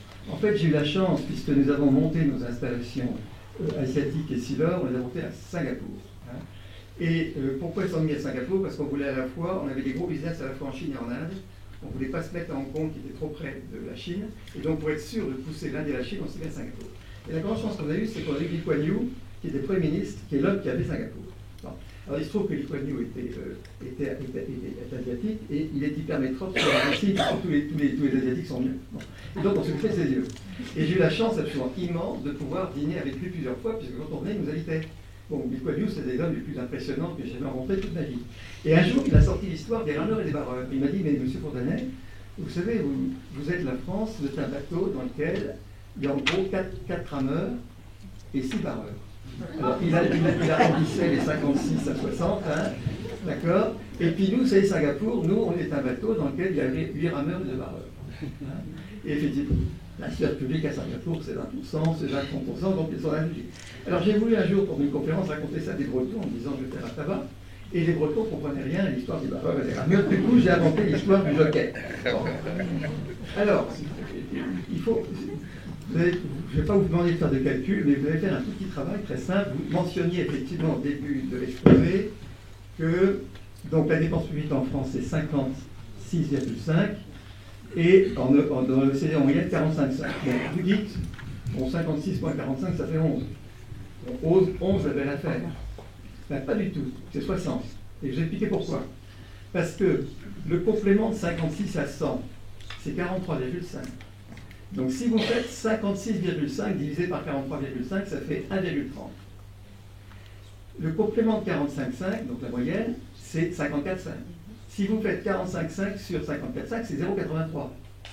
Si vous faites 1,3 divisé par 0,83, c'est 1,6. C'est donc qu'un euro de sphère privée, la sphère publique est 60% plus chère. Elle n'est pas 11%, elle est 60%. Et quand vous avez compris ça, vous avez tout compris ce qui nous arrive. Et ça, c'est impossible de faire réfléchir les économistes là-dessus. Le seul qui me défend, c'est Edmond Atrangueri, donc qui est mon voisin, quand je discute, et je lui ai dit, écoutez, Edmond, il est quand même ministre des Finances, agrégé d'économie. Je lui ai dit, écoutez, Edmond, cassez mon raisonnement. Et il m'a dit, Xavier, vous avez entièrement raison, à la TVA après. Mais la TVA, on sait que c'est 70 milliards sur 1200 milliards, donc c'est à 6% près. Donc, alors vous allez voir à quel point cet écart est absolument colossal. Parce que, prenez la France, donc France contre Allemagne. Les chiffres aujourd'hui, je prends 57% de sphère publique en France et 44% en Allemagne. Vous me suivez? Bon. Si je fais, donc le complément à 100 de 57, c'est 43. 57 sur 43, c'est 1,32. D'accord? Si je vais en Allemagne, c'est 44 de sphère publique contre 56 de sphère privée. 44 sur 56, c'est 0,78. Hein? 1,32 sur 0,78, ça fait 1,7. Hein, donc, la chose est pire. Alors, j'ai pris des cochons, oui, je suis breton, et on est arrivé, j'ai travaillé quand j'étais au BCG sur tous les élevages de cochons, et donc j'avais fait une étude pour M. Bonory à l'époque, et j'avais conclu que la sphère des cochons est très compétitive en Bretagne. C'est que les Bretons, en gros, ils sont très très compétitifs par rapport aux Allemands, etc. Et 40 ans plus tard, en gros, la sphère de tous les cochons n'est plus très compétitive, il n'y a plus d'argent. Et donc, ils ont été me rechercher 40 ans après pour faire l'étude. Et alors, j'ai eu la chance d'avoir un inspecteur des finances breton qui travaille. On a comparé des prix de revient, des installations, en gros 300 truies, très très compétitives en France et en Allemagne. Et on a trouvé un écart de coût de 20% à même coût privé. Alors, vous allez comprendre pourquoi. Si vous prenez en France un cochon, on va dire à 100 euros. 100 euros de coût privé. On rajoute dessus 132. Si vous prenez le même cochon compétitif en Allemagne à 100 euros, on y rajoute 78. Donc en coût total, le cochon français c'est 232 et le cochon allemand c'est 178. Ben, si vous faites 178 divisé par 232, vous trouvez moins 23%. À la TV après, on retrouve l'écart que l'inspecteur des finances breton a trouvé en faisant le bilan. Ça veut donc dire qu'un excès d'écart public par rapport aux voisins vous colle dans les prix de revient d'un écart de l'ordre de 20%. Et vous expliquez tout parce que qu'est-ce qui se passe? Ben, comme le cochon c'est une commodité, l'Allemand va mettre le prix, comme il y avait un écart de coût, ben, il baisse le prix de 10%, il gagne 10 et le breton gagne du fric. Vous avez compris? Alors tout ça, c'est impossible d'avoir les économistes qui sont là-dessus, parce que ça va contre toute la théorie, mais alors c'est la pratique que je peux vous dire, que j'ai vue absolument partout. Hein? Alors, on parlait des gilets jaunes, je vais boucler parce que, évidemment, moi j'ai beaucoup discuté, comme j'ai la chance d'être parisien, mais aussi breton savoyard, j'ai été pas mal discuté le coup, carrément avec les gens. Hein? Bon. Et effectivement, tout ce qui a été dit est absolument vrai. Hein? Au début, c'est à l'unité. Vous avez exactement dit, c'est je vis dignement ce que je gagne. Hein? Et puis la mécanique fait que je ne peux plus vivre dignement. Il y a des gens en fait, que c'était très émouvant. Alors après, ça a dérapé, mais je pense que l'origine est là, si vous voulez. Et alors, si vous voulez, vous allez tout de suite comprendre ce qui se passe, parce que quand vous avez un écart de coût, donc on parle d'un écart de coût de l'ordre de 20%. Quand vous êtes dans le service, vous voyez, quand vous êtes dans le service, votre concurrent est local. Donc quand votre concurrent est local, vous payez tous trop cher, il n'y a pas de différence. Donc tout ce qui est service ne souffre pas, puisque le concurrent met peu de facteurs. Quand vous êtes dans l'industrie, que vous êtes un producteur, mettons, de bielle en France, contre un producteur de bielle en Allemagne, là vous prenez 20% de prix de revient. Et quand vous vendez en Espagne, vous êtes planté. Et c'est ça qui explique. Bon. Deuxième élément, c'est que, en gros, les industries, c'est plus dans les villes. Dans les grandes villes, c'est fondamentalement du service, les banques d'assurance. Il n'y a pas de grosses usines. C'est dans les villes moyennes et à la campagne que vous avez. D'accord? Alors, quand vous collez un coût d'ISF, que vous avez en France et en Allemagne, vous collez un coût énorme. Et donc, qu'est-ce qui s'est passé? C'est que les provinces qui ont plutôt les industries et les produits qui exportent, ben, se sont pris tout l'effondrement de l'industrie, alors que dans les villes tiennent bien grâce au... Et donc, le gilet jaune, c'est l'enfant de l'ISF et de l'accès à la sphère publique pour moi. Et c'est absolument clair. Alors, je peux vous dire, pas en tant que décideur, mais j'ai eu la chance d'être administrateur de très gros groupes, donc L'Oréal, Schneider Electric, et puis je connais bien tous mes collègues du CAC 40. On peut tous vous dire que quand vous prenez une ligne de produits, bon, il faut pas m'inviter Pierre-Henri Chalendar, c'est celui qui serait le plus excité. Vous prenez une ligne de produits, vous avez les mêmes parts de marché en France, en Espagne, en Allemagne et en Italie. Même parts de marché. C'est-on 40% des leaders. Et bien vous gagnez beaucoup moins d'argent en France. Parce que le système est plus. Donc, quelle que soit la façon dont vous coupez le truc, il y a un vrai facteur. Il y a des gens comme nous qui pourront témoigner. Et je pense qu'il faut reprendre le truc de façon extrêmement microéconomique. Alors, maintenant, comment venir? Je vais faire comme un entrepreneur. L'écart à gagner, c'est pas 100 milliards, c'est 280 milliards. Alors, parce que l'écart, c'est 57 moins 44, 13%, 13% de 2300, ça fait 280. Donc le gain est beaucoup plus gros. Alors maintenant, il ne faut pas avoir peur, puisque des gens comme les Allemands l'ont réussi. Alors, moi, j'ai pris 3 exemples. Je vais vous parler de 3 exemples rapidement, parce que vraiment, je ne veux pas dépasser mon temps. Mais je prends 3 exemples. J'ai connu la Nouvelle-Zélande. J'ai connu la Nouvelle-Zélande, puisque j'ai connu au départ, parce qu'on a vendu des bateaux Veneto, des bateaux de course magnifiques qui gagnaient tout. Bon. Et donc, je me suis intéressé à la Nouvelle-Zélande depuis très très longtemps, donc depuis 40 ans, je les suis. Et Essilor, on a racheté en fait une usine de verre qui appartenait à l'ancien Premier ministre de Nouvelle-Zélande, Roger Douglas. Bon.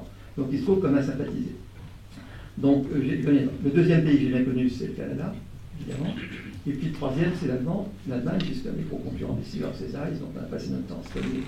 Et donc je venais à 3 pays. Alors, ce qui est très intéressant, c'est qu'ils ont tous les 3 fait des réformes. Ils ont tous les 3 baissé les coûts de la dépense publique, en gros de 55 à 45, 55, 57 à 45. Ça a pris en gros une dizaine d'années. Et ils l'ont fait avec des méthodes différentes. La méthode Nouvelle-Zélande, c'est très intéressant. La méthode Nouvelle-Zélande, ça a été fondamental sur la retraite. Hein?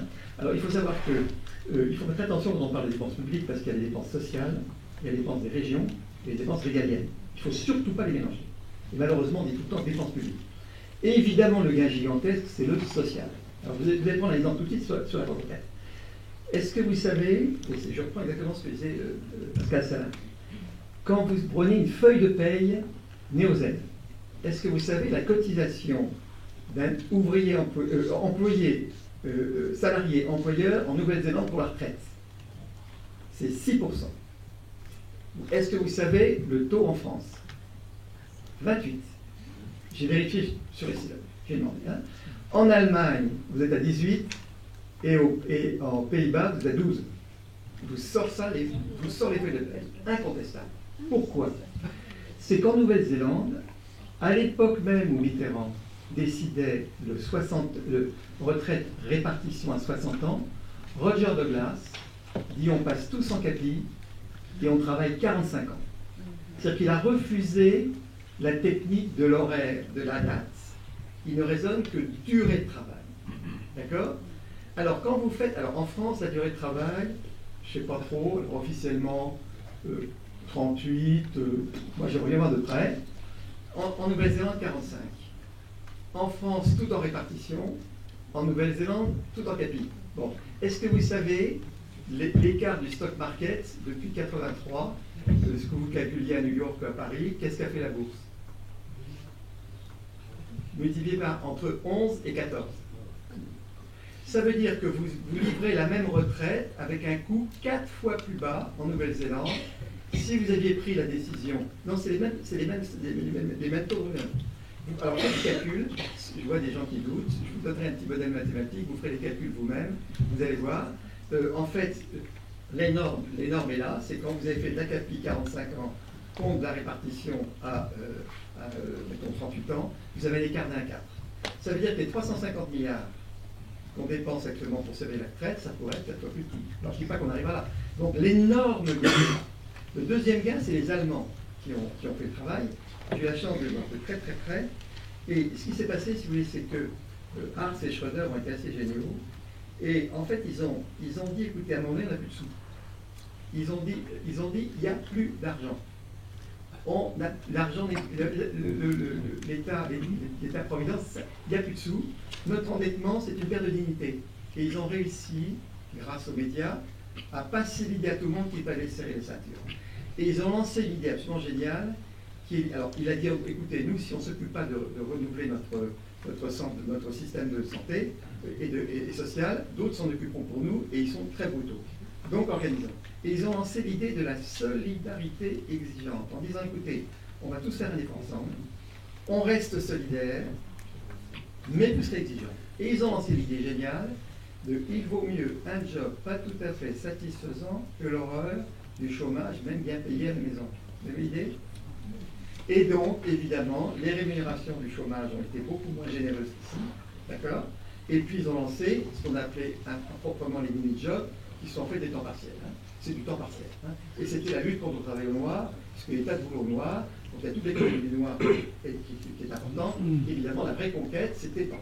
Et donc, ils ont gagné. Et je pense que là, si on calcule bien, vous savez, vous calculez tous les chômeurs, tous les RSA, toutes les aides, et toutes les aides des régions aux chômeurs, il y a en gros entre 80 et 100 milliards. Donc le gros paquet par rapport aux 280, il y a sûrement un gros paquet à 100 milliards dans la retraite, en repoussant l'âge. Hein. Il y a un deuxième paquet en s'alignant. Hein. Et puis le troisième paquet, c'est évidemment les régions. Il suffit d'aller regarder en Suisse. Hein. Alors la Suisse, ils ont des systèmes extraordinaires parce qu'ils financent l'État en gros avec la TVA et tout le reste, c'est les régions. Et il y a des bilans dans les cantons. C'est-à-dire que si un canton fait faillite, il n'y a pas quelqu'un qui va l'aider. Donc, ils sont très très soucieux de leurs sous. Et si quelqu'un monte les impôts, toutes les boîtes vont dans le canton d'à côté. Donc, la concurrence entre cantons fait que les coûts sont contrôlés. Et là, moi, je pense qu'entre les coûts de coûts et le fait qu'en France, les communes sont beaucoup trop petites, moi, je vois très bien, il faut fusionner les communes parce que les communes sont beaucoup trop petites. C'est ce que vous expliquez. Bon. Et donc, je pense que là, il y a les trois grandes dépenses. C'est la retraite qui est le gros paquet. Donc, c'est du social. La deuxième, c'est du social, c'est le travail. Le troisième, c'est les régions. Et bien sûr, dans le régalien, il y a ce que vous mentionniez, il y a sûrement un raté, mais il faut aussi remettre de l'argent sûrement dans la défense, la police et la justice. Alors moi, je terminerai en disant simplement, je crois que ce que j'ai pu observer, si vous voulez, c'est que un pays ne peut plus avoir une sphère publique plus coûteuse que ses voisins. Parce que comme ça, ils défoncent les entreprises. Hein. Et ceux qui en ont souffert, c'est les gilets jaunes. Mais personne ne va faire le lien entre l'ISF et les gilets jaunes. Parce que l'ISF, c'est pendant 15 ans que ça a dézingué. Et puis comme c'est des trucs, c'est comme un poison lent, ça abîme. Et c'est comme un truc interne qu'on ne voit pas. Mais vous grattez, et puis les conviens, ils s'ouvrent de ça. Hein. Et alors le vrai sujet, c'est vraiment un sujet de changement. C'est que c'est dans la mentalité, c'est arrêter l'État-providence, c'est vous dire, écoutez, il n'y a plus de sous. Hein, on ne peut pas dépenser plus qu'on gagne. Il faut arriver à l'expliquer à tout le monde. Et c'est tous ensemble qu'on fait les choses. Alors je dirais deux derniers trucs, c'est que au fond, ces trois pays, ils nous apprennent une chose très importante. Tous les chiffres, c'est que quand vous baissez les dépenses publiques et les impôts en même temps, le PIB ne bouge pas. Parce que tout le monde vous dit, c'est pas l'année pour baisser la dépense publique, parce qu'à ce moment-là, le PIB va tomber. Alors moi, ce que je vous dis, vous regardez tous les chiffres, objectivement, quand vous baissez la dépense publique avec en même temps les impôts, le PIB ne bouge pas. Les chiffres les plus fascinants, c'est le Canada. Ils ont fait des baisses extraordinaires avec les impôts. Vous verrez, le PIB du Canada, il n'a pas bougé. Et même chose en Allemagne, le PIB a monté. Donc on a l'expérience qu'on peut baisser la dépense publique avec les impôts, ça tape le PIB. Et je dirais le dernier point, c'est que bon, moi je suis un Européen convaincu, on ne s'en tirera qu'avec l'Europe, parce que moi j'ai vu ce que c'est que les gros Américains, les gros Chinois, je peux vous dire que c'est puissant, et on a plutôt intérêt à se mettre tous ensemble pour lutter contre eux, on va sinon se faire lamininer, hein, ça c'est très très clair. Et la façon de faire l'Europe, c'est que la France fasse sa réforme. Parce que moi je connais bien les Allemands, l'idée de critiquer l'excédent allemand, c'est une erreur monstrueuse, parce que les Allemands, ils sont fiers de leur excédent, et les résultats de leurs efforts. Alors moi je les connais bien, l'idée de faire croire qu'on va faire passer tout dans le déficit, etc., c'est une idée fausse. Bon, fausse ou pas, les Allemands n'y croient pas. Et donc je pense que la réforme, ça ira beaucoup plus loin, parce que c'est la meilleure façon de construire l'Europe. C'est pas la peine, enfin, je défends Pierre Macron, on en fait un peu ça, mais c'est pas la peine de faire des trucs, il suffit de se réformer gentiment en boutant des pâquerettes, et l'Europe, elle se fera toute seule. Donc, voilà ce que je voulais dire en bouclant.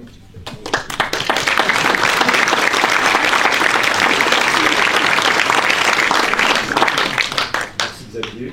Alors avant de brouter des pâquerettes, je propose d'entendre Alain Mathieu qui a un plan de réforme pour redresser la France. Et je la cite. Il y a 14 ans, le taux de chômage de l'Allemagne était de 11%, celui de la France de 9%. Maintenant, le nôtre est le double de celui de l'Allemagne. Depuis 2005, le taux de croissance moyen allemand a été de près de 1% de plus chaque année par rapport aux Français. Il nous manque 4 millions d'emplois du secteur privé par rapport à l'Allemagne, la population comparable. La cause principale de cette dégradation, c'est que nos entreprises ne sont plus compétitives, leurs charges fiscales et sociales étant supérieures aux allemandes de 9% du PIB, c'est-à-dire environ 200 milliards d'euros par an. Eric Woerth devait être là, il n'a pas pu venir parce qu'il était pris par une tâche primordiale, urgente, d'aller au bureau politique de son pays pour s'occuper du cas Raffarin. Mais je pense qu'il vous aurait dit, ce qu'il a écrit dans un livre, qui s'appelle « Une crise devenue française ». Il écrit « La convergence fiscale franco-allemande est plus que jamais une exigence ». Et pour atteindre cette convergence fiscale et sociale, il faut baisser nos dépenses publiques de 9% du PIB. Or, elles sont supérieures à 12% du PIB par rapport à celles de l'Allemagne. Une moitié de la différence est due aux rémunérations des fonctionnaires avec leurs frais de bureau. L'autre moitié est due aux dépenses sociales. Nous avons, la population égale, 2 400 000 fonctionnaires de plus que l'Allemagne. L'INSEE nous dit que nous embauchons chaque année 490 000 fonctionnaires. Un gel des embauches nous mettrait en 5 ans, sans licenciement, à égalité avec l'Allemagne. Ce ne serait pas une politique de sauvage. Les Anglais et les Italiens l'ont fait. Le secteur privé le fait quand il le faut. Mais afin de garder la qualité de nos services publics, les fonctionnaires français devraient travailler autant que les Allemands, qui sont pour la plupart à 40 heures, et même à 43 heures dans l'enseignement. Pour réduire nos dépenses sociales, il faudrait adopter le même âge de départ à la retraite que les Allemands, indemniser comme eux le chômage, accroître comme eux la concurrence de l'assurance maladie, rembourser nos hôpitaux publics au même barème que les hôpitaux privés, privatiser les hôpitaux publics déficitaires, contrôler notre fraude sociale. Pour les contrôler, les députés français ont pris l'initiative en 2006 de créer un registre de la protection sociale, c'est-à-dire un fichier où figurent toutes les allocations reçues par un bénéficiaire. Mais l'administration a refusé d'y mettre les montants des allocations. Incroyable mais vrai. Quel sera le député qui va oser faire respecter la loi? Les dépenses publiques pour le logement pourraient être baissées au niveau allemand si les locataires de HLM retrouvaient le droit d'acheter leur logement comme ils l'avaient jusqu'en 1983. Ces changements demanderaient de l'énergie politique. Cette énergie viendra moins de nos dirigeants politiques, toujours inquiets des réactions syndicales, que des électeurs. Si l'on instaure le référendum d'initiative populaire tel qu'il fonctionne en Suisse ou aux États-Unis. Alors, les baisses de dépenses publiques seront proposées par les électeurs, aidés par des associations de défense, comme Contribuables associés. Et les dirigeants politiques seront réélus, car cela s'est passé, comme cela s'est passé, après des baisses de dépenses publiques au Canada et dans 5 pays européens qui ont retrouvé la croissance, le Royaume-Uni, l'Irlande, la Finlande, le Danemark et la Suède. Chers amis, nous serons alors nombreux à dire « Vive la convergence franco-allemande ».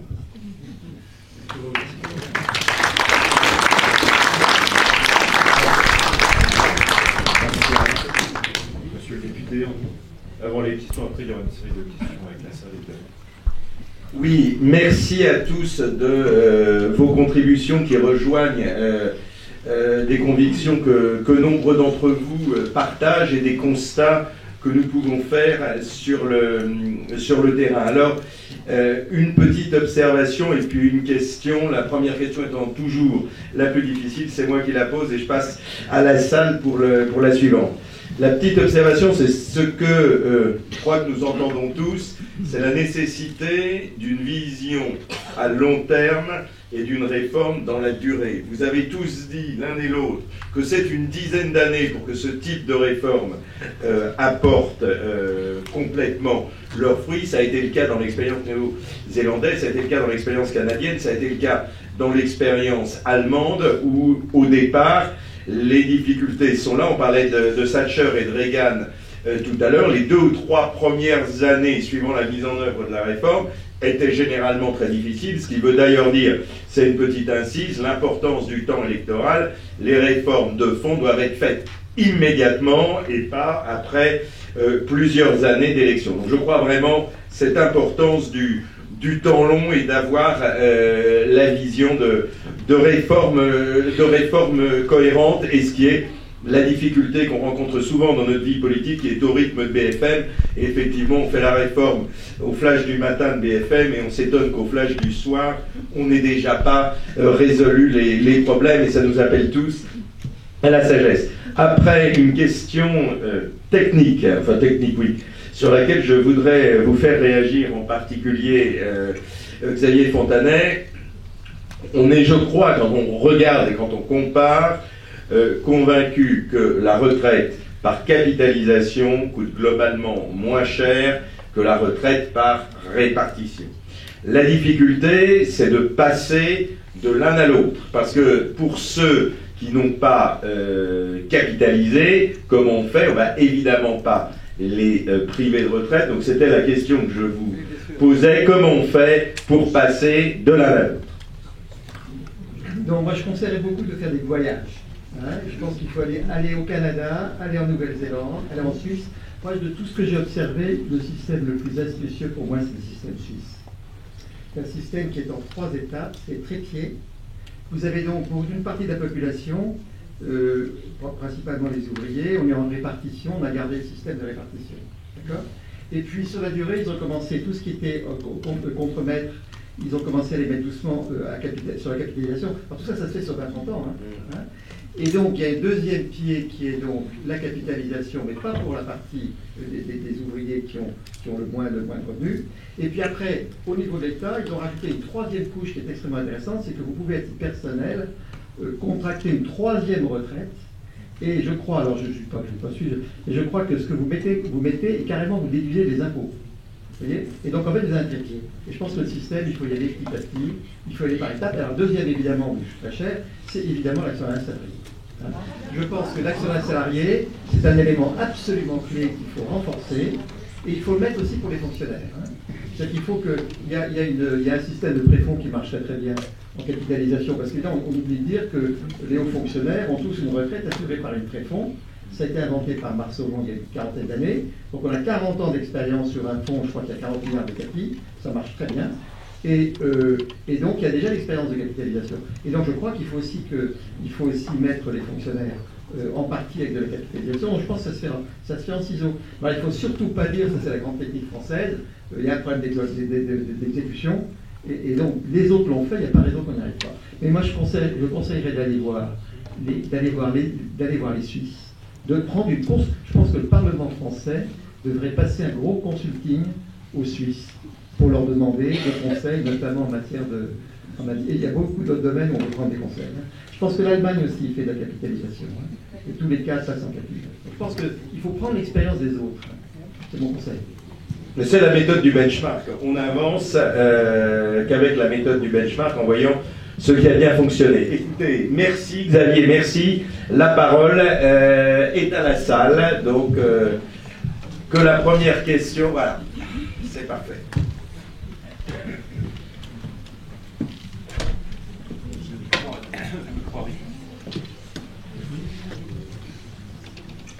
Oui, bonsoir. C'est Philippe Castillon, ancien adhérent de Contribuables Associés. J'ai déjà participé à de nombreuses réunions de ce genre, soit avec Contribuables Associés, soit dans d'autres cadres. Et j'ai souvent entendu les benchmarks. Les benchmarks faits convenablement, parce que la sphère publique en général fait un benchmark à l'envers, pour montrer, ils prennent plus mauvais qu'eux, pour montrer qu'ils sont bons. Donc le benchmark à l'endroit, comme le fait les industriels. Je connais tous les remèdes que vous proposez, tout ce qu'il faudrait faire. J'entends M. Ecal sur BFM Business fréquemment le matin et je me régale. Mais ça fait des années que je me régale à écouter ça. Et je constate que rien ne change. Et que même ça s'aggrave. Notre dette a quand même été doublée en l'espace de 10 ans. Alors il y a une question taboue que je voudrais poser ce soir. Je l'ai posée il y a 2 ans dans une grande conférence au CNAM. C'était M. Védrine qui était l'orateur. Il était ce soir-là très pessimiste sur l'Europe. Et j'en ai rajouté une couche en lui posant une question sur la pérennité de l'euro. Il m'a dit, oh ben il y a quelqu'un qui a parlé avant vous là, sur le sujet, beaucoup mieux que vous, c'est M. Stiglitz, le prix Nobel. J'ai été très flatté, mais je n'ai pas eu la réponse de M. Védrine. Ensuite, j'ai posé la question à une grande économiste, dans le cadre de la fondation Maurice Allais, sur le même sujet. Toute sa réponse techniquement justifiait une vue très pessimiste, mais elle n'a pas répondu vraiment sur la pérennité de l'euro. Je l'ai posé à un autre grand économiste qui se donne très souvent le soir, et je vous recommande ce spectacle au Théâtre de Poche, et tout ce qu'il m'a répondu justifiait mon pessimisme sur la pérennité de l'euro, mais il ne m'a pas vraiment répondu. Alors moi, personnellement, j'ai été pour Maastricht, j'ai voté le référendum, oui au référendum, je suis un fanat de l'euro, je suis un ancien industriel, je suis un fanat de l'euro, je souhaite la vie de l'euro. Mais je dois vous dire aujourd'hui que je ne crois pas que l'euro soit pérenne. Car tout ce que l'on dit demande du temps, la situation française se dégrade, et par conséquent, il va se passer quelque chose. Et je n'y crois pas pour des raisons culturelles, des raisons économiques et des raisons politiques. Des raisons culturelles. Quand on parle aux Français, pas des gens qui sont ici, qui sont informés, mais vous parlez dans la rue, dans mon petit village breton aussi. Quand on dit qu'on a une dette de 2300 milliards, ils ne savent pas du tout ce que c'est, ça ne veut rien dire. Et après, ils vont demander dans la foulée plus de dépenses publiques, ça ne veut rien dire. Les Français ne comprennent qu'une chose, les dévaluations. Ça, ils aimaient les dévaluations. On en a eu un paquet depuis De Gaulle. Hein. Ça, sur le plan culturel, je ne vois pas comment on peut changer la culture française qui ne gère pas, peut-être parce qu'elle est catholique, et la culture allemande qui gère, peut-être parce qu'elle est protestante. Ensuite, sur le plan économique, je constate que depuis 15 ans, la France et l'Allemagne divergent de plus en plus. C'est le tandem qui fait tenir l'euro. Ça diverge de plus en plus, que ce soit la balance commerciale, que ce soit les déficits, la dette, ça diverge sans arrêt. De plus en plus, d'ailleurs, on voit des collègues de monsieur le député qui tapent sur l'Allemagne d'une manière honteuse. C'est eux qui sont responsables. On parle des Schleux, on parle des Prussiens, chez certains députés. Où est-ce qu'on va? Donc, sur le plan économique, on diverge de plus en plus. La corde qui devrait nous relier se tend de plus en plus, et je pense qu'elle va casser. Et sur le plan politique, on vient d'assister cette semaine à une chose merveilleuse. La lettre de M. Macron, qui suivait le discours de la Sorbonne, et qui vante une Europe jacobine, et la lettre de Akaka, si vous connaissez, enfin, un successeur du CDU d'Angela Merkel, qui prône une Europe de confédération, de pays responsables de leur politique et qui font ensemble ce qui peut être fait ensemble, mais le principe de subsidiarité est essentiel. Donc il y a un conflit entre l'Allemagne et la France sur le plan politique qui est majeur. Donc je suis assez pessimiste, mais j'aimerais avoir la réponse ce soir au moins de quelqu'un. Est-ce que quelqu'un peut me dire, est-ce que l'euro va être pérenne ?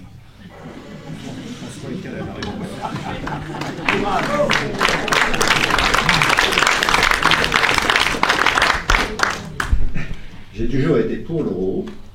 Je pense que l'éclatement de la zone euro, une sortie de la France, de notre pays, de la zone euro, sera très dur. Mais je partage votre inquiétude. Je ne suis pas sûr qu'il soit pérenne. De moins en moins. Parce que tout ce que vous avez dit est exact. C'est exact. Malheureusement, l'euro aurait dû s'accompagner d'une convergence des politiques économiques qui n'a pas eu lieu, notamment parce que nous sommes endormis. Nous sommes endormis parce que l'euro a permis, en particulier, une baisse des taux d'intérêt considérable. Nous vivons le paradoxe, qui est un paradoxe extraordinaire. Nous sommes de plus en plus endettés, mais la charge d'intérêt de la dette diminue en France. Depuis 10 ans, 15 ans, elle diminue. Chaque année, on fait des économies sur la charge de la dette. Je suis prêt à vous parier que les mesures dont on parlait, qu'on a prises en décembre, etc., elles vont être financées. Elles vont être financées parce que la charge d'intérêt de la dette, en 2019, sera plus faible que ce qui a été prévu. Donc nous nous endormons avec ça. Et ce que vous avez dit est exact. Moi, je l'avais dit tout à l'heure dans mon exposé, ce qui me fait le plus peur, c'est le graphique dans lequel on voit l'évolution de la dette publique française et allemande. Jusqu'à 2010, c'était la même. C'était le même chiffre. Depuis 2010, c'est le grand écart. Ce grand écart, il est symbolique. Ça ne remonte pas à 2010, hein. Comme on avait dit, l'origine, c'est avant 2010. C'est en effet, c'est les années Schröder, c'est les réformes qui ont été faites en Allemagne et que nous n'avons pas faites. Ces réformes, elles ont eu un coût. En 2003, l'Allemagne a connu une récession parce que ces réformes vont être un petit peu keynésiens à court terme quand même. Il faut l'accepter. Je suis un peu keynésien à court terme. Ce sont des réformes qui ont eu un coût économique qui se sont traduits par une récession en Allemagne. Mais il faut voir à plus long terme. À plus long terme, là je rejoins ce qu'a dit Pascal Saint, à plus long terme, je suis classique. Et donc je pense qu'à plus long terme, en effet, les Allemands avaient raison, et d'ailleurs, on l'a vu. Donc aujourd'hui, ils se portent beaucoup mieux que nous. Mais il faut savoir pour ça, pour y arriver, il faut savoir dépasser cette vision de court terme. Je pense qu'en France, le problème en France des économistes français et des politiques français, c'est qu'ils ont une vision de bien trop court terme. Et il faut savoir accepter que des mesures difficiles peuvent avoir des effets négatifs à court terme, sur l'activité, sur l'emploi, sur le pouvoir d'achat. C'est ce qui s'est passé en Allemagne en 2002-2003. Il faut l'accepter. Mais malheureusement, je crains que nous ne soyons pas capables de l'accepter. Et dans ces conditions-là, ce que vous dites, malheureusement, je crains que ce soit vrai. L'euro n'est pas éternel. Oui, moi je veux simplement rajouter quelque chose. C'est que je crois que ce qui est très important dans ce qui vient d'être dit très largement, c'est qu'une réforme, elle est toujours douloureuse. Et dans un premier temps, très régulièrement, on a effectivement des difficultés ou une récession. Il faut se rappeler ce qu'ont été les premières années des réformes en Grande-Bretagne, ou les premières années des réformes Reagan, ou même si c'était beaucoup moins violent, les 2 premières années des réformes Schröder. Ça s'est d'ailleurs tellement bien passé que c'est Angela Merkel qui a encaissé les dividendes des réformes Schröder. Après, et là je serais un peu moins pessimiste que vous, mais si j'étais un pessimiste, je pense que je ne me serais pas engagé dans l'action publique, parce que de toute façon, on est toujours dans l'incomplétude de ce qu'on essaye d'accomplir. C'est que, rappelez-vous, l'état de la Grande-Bretagne depuis les années 50. Dans les années, tout au long de ces années, où on avait une économie très fortement syndiquée, très fortement administrée, où vous aviez le système du closed shop, où pour être embauché dans une entreprise, il fallait obligatoirement prendre votre adhésion à un syndicat, où on avait des grandes grèves qui paralysaient le pays, au point que dans les années 70, vous aviez Helmut Schmidt qui avait dit de la Grande-Bretagne, c'est le premier pays qui passera du développement au sous-développement. Et on a eu le redressement qu'on a connu depuis. Je pense à l'Allemagne de Gerhard Schröder. On se dit aujourd'hui, l'Allemagne, ils ont tout réussi, c'est formidable. Mais à quel prix, et surtout, d'où sont-ils partis? Rappelons-nous que dans les années 2000, ce qu'on lisait dans le Spiegel, c'était Deutschland ein Jammerland, l'Allemagne pays de lamentation, et c'était la question qui se posait sur l'avenir du Standort Deutschland, c'est-à-dire l'avenir de l'Allemagne, site et lieu de production industrielle. Et ces réformes ont permis à l'industrie allemande de garder le lustre qu'elle a. Et l'exemple des cochons bretons et des cochons allemands pris par Xavier Fontanet, c'est exactement ça. À partir du moment où une industrie est surtaxée de coûts directs ou indirects, cette industrie-là perdra définitivement un avantage compétitif. Ça a été la force de la réforme allemande et qu'aujourd'hui, nous n'avons pas encore fait. Mais j'ai tendance à croire que parce que d'autres l'ayant fait, pourquoi est-ce qu'on n'y parviendrait pas? Impossible n'est pas français, et honnêtement, entre un syndicaliste mineur de la fin des années 70 qui brandissait le drapeau rouge sur un carreau de mine et le syndicaliste de la CGT français aujourd'hui de la SNCF, franchement, je ne vois pas grande différence. Ils peuvent être aussi bloqués, aussi figés, mais la réforme a pu se faire. Donc oui, je fais partie de ceux qui y croient, mais à condition d'avoir une volonté ferme de le faire. Je vais ajouter un élément, on parlait du temps, ça fait 2 ans que nous avons un nouveau mandat, un nouveau président. J'ai très peur qu'on en ait encore pour un certain temps avant d'avoir la possibilité en début de mandat d'engager ces réformes. Parce que je ne vois pas comment on peut faire une telle thérapie de choc en milieu de mandat. N'oubliez pas que dans le cas de l'Angleterre, avant que Margaret Thatcher n'intervienne, l'Angleterre a été sous la coupe du FMI. Oui. Et quels sont les partis qui se sont opposés à la politique imposée par le FMI à l'Angleterre? Ce sont les partis de droite qui ne voulaient pas perdre leur siège. Sans le FMI, l'Angleterre ne le sentait pas. Hein. Merci. Une autre question?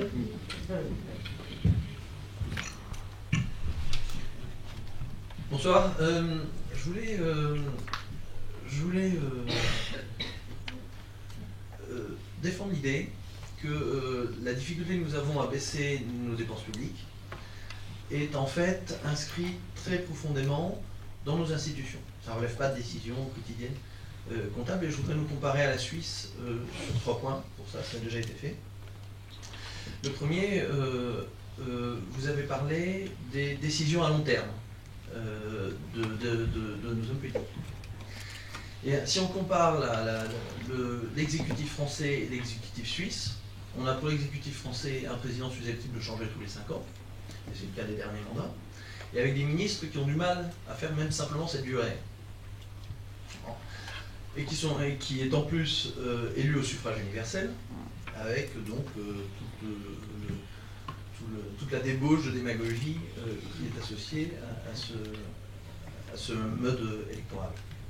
Si on compare avec la Suisse, ils n'ont pas une personne seule à l'exécutif, ils ont 7 super-ministres qui restent en moyenne 10 ans à leur poste, donc qui sont de l'ensemble des plus grands partis, donc la permanence des politiques, la constance de la politique est bien plus importante, et en plus ils sont élus par leur Parlement, donc ils n'ont pas toutes ces contraintes de démagogie et d'engagement politique ridicule à faire.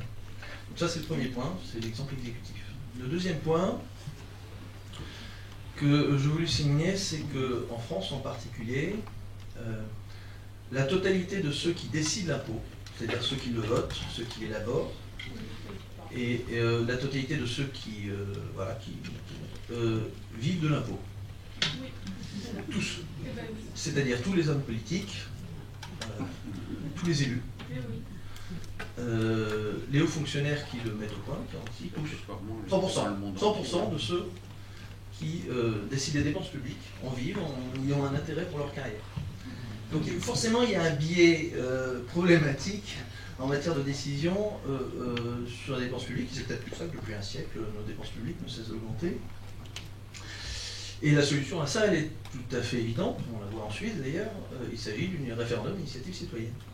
Parce qu'en réalité, là, ce sont les hommes politiques, ce sont les citoyens qui, pour l'essentiel, ne vivent pas de l'impôt, vivent leur travail, qui votent l'impôt. Ça fait toute différence que vous soyez de droite ou de gauche.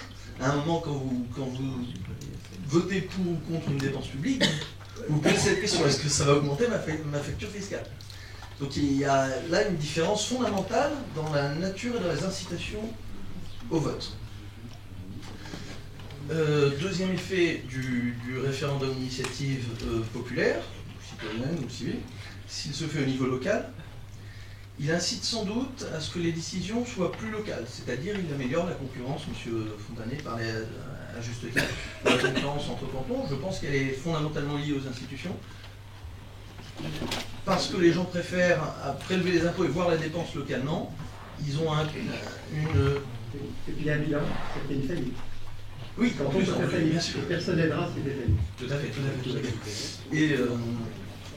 Et il y a une pression, une force centripète, je dirais, qui incite à délocaliser la décision, à décentraliser la décision à long terme, et donc à augmenter la concurrence fiscale. C'est le deuxième avantage de référendum d'initiative citoyenne de ce point de vue. Et le troisième point et dernier que je voulais souligner, c'est l'absence de règles d'or constitutionnelles limitant la dette et la dépense publique. Pourquoi nos hommes politiques, depuis 20 ans, ou 30 ans, 40 ans, n'ont jamais mis ce type de règles d'or? Confère le deuxième point, évidemment, c'est eux qui votent les dépenses publiques.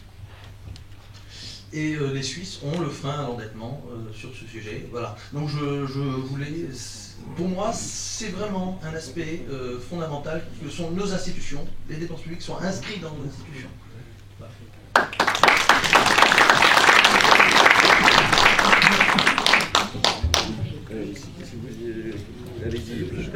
Non, j'approuve tout à fait ce qu'il vient d'être dit, et j'apporte peut-être une information complémentaire.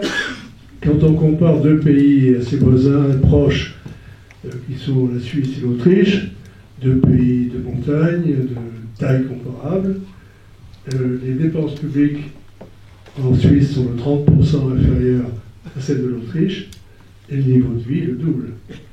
Et donc il se passe bien quelque chose, et effectivement, le référendum d'initiative populaire qui existe en Suisse, qui n'existe pas en Autriche, fait une grande partie de l'explication de la différence. Et donc, si on avait ça, je pense que ça serait une façon élégante de régler notre problème. Et pas en disant, il y a beaucoup de pays qui l'ont fait en beaucoup moins de temps que ça. Le Canada a baissé ses dépenses publiques de 9% en 5 ans. La Suède a baissé ses dépenses publiques de 12% en 5 ans. Donc, avec un horizon à 5 ans, déjà, et avec ce référendum d'initiative populaire, je crois que la France pourrait s'en sortir et ne pas obliger à mettre en l'air l'euro.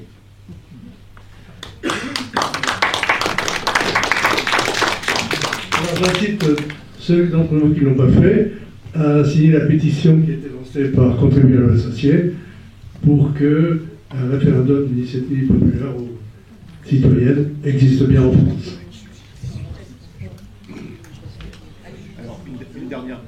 Une dernière question. Non, attendez, je veux simplement, oui, sur le sujet, quand même dire deux petites choses. La première, c'est que donner plus la parole aux citoyens, c'est évidemment toujours une bonne idée. Je veux quand même mettre deux petits bémols. Le premier, c'est que dans les taux, quand vous faites des référendums d'initiative locale, et là, c'est l'ancien président de département qui s'exprime, les taux de participation sont incroyablement faibles. Ça, il ne faut pas l'oublier.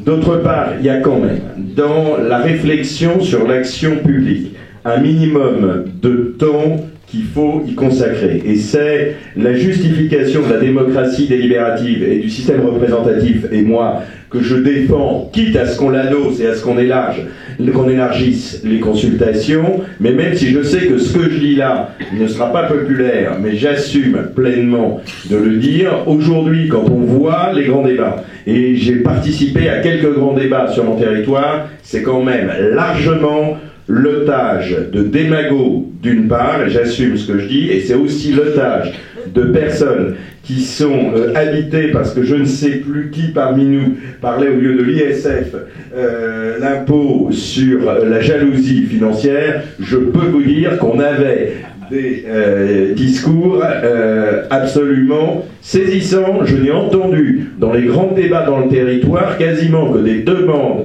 d'augmentation de dépenses. Je n'ai entendu quasiment aucune demande d'économie à faire, en dehors des politiques qui sont tous des salauds, comme chacun le sait, les députés en particulier. J'ai appris que nous avions 4 voitures de fonction mises à disposition par l'Assemblée nationale, donc je vous dis tout de suite, ce n'est pas vrai, mais en tout cas c'est ce que j'ai entendu. Non, plus sérieusement, je crois que c'est un mix entre une démocratie représentative et une participation citoyenne qui s'impose. Attention à la démagogie et aux foires au concours Lépine, du prélèvement à tout va sur les riches et des augmentations de dépenses pour chaque catégorie. Et pour finir, et là on va tous être d'accord, ce qui est indispensable, c'est la lisibilité de l'impôt et le lien entre la dépense et le taux d'imposition.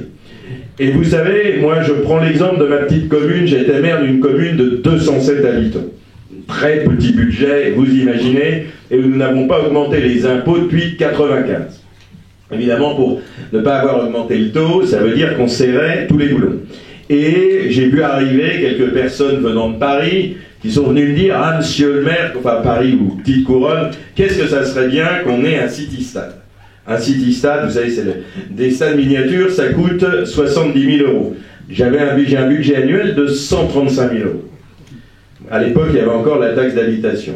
Moi, je leur ai dit, je veux bien vous construire le city-stade, mais vous voyez, il y a tant de foyers qui payent l'impôt. Si je vous construis votre city-stade, je l'amortis sur 5 ans, parce que de toute façon, au bout de 5 ans, il faut le refaire. Donc ça vous coûte tant, c'est 150 € de plus, je dis le chiffre au hasard, sur votre taxe d'habitation. Eh bien, je vais vous étonner, personne n'est plus venu me demander un city-stade, et il n'y a eu aucun problème. Donc ce lien entre la dépense et la recette et la lisibilité de l'impôt, c'est essentiel, parce que la vraie sanction de la démocratie représentative, c'est qu'on se fait virer aux élections suivantes. Ça vaut pour les mairies, ça vaut pour toutes les élections, et je vous garantis que quand les gens verront le lien entre les deux, ils vireront qui dépense trop, et ça sera d'une réelle efficacité pour que tout le monde soit raisonnable.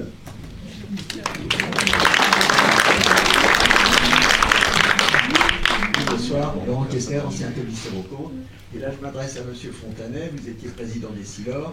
Je suppose que quand vous aviez les commissaires aux comptes qui vous faisaient des recommandations, je pense que vous les suiviez. Sinon, vous vous retrouviez avec... Je pense qu'ils ont un rôle très important. Voilà. Et vous vous retrouviez avec des réserves. J'espère que vous n'en avez jamais eu, mais vous faisiez des recommandations. Alors, il y a un organisme qui ressemble un peu au commissaire aux comptes, et qui est un organisme d'État, mais qui fonctionne bien avec des gens fantastiques. La Cour des comptes. Je ne comprends pas que les recommandations de la Cour des comptes ne soient pas contraignantes. Voilà ma question.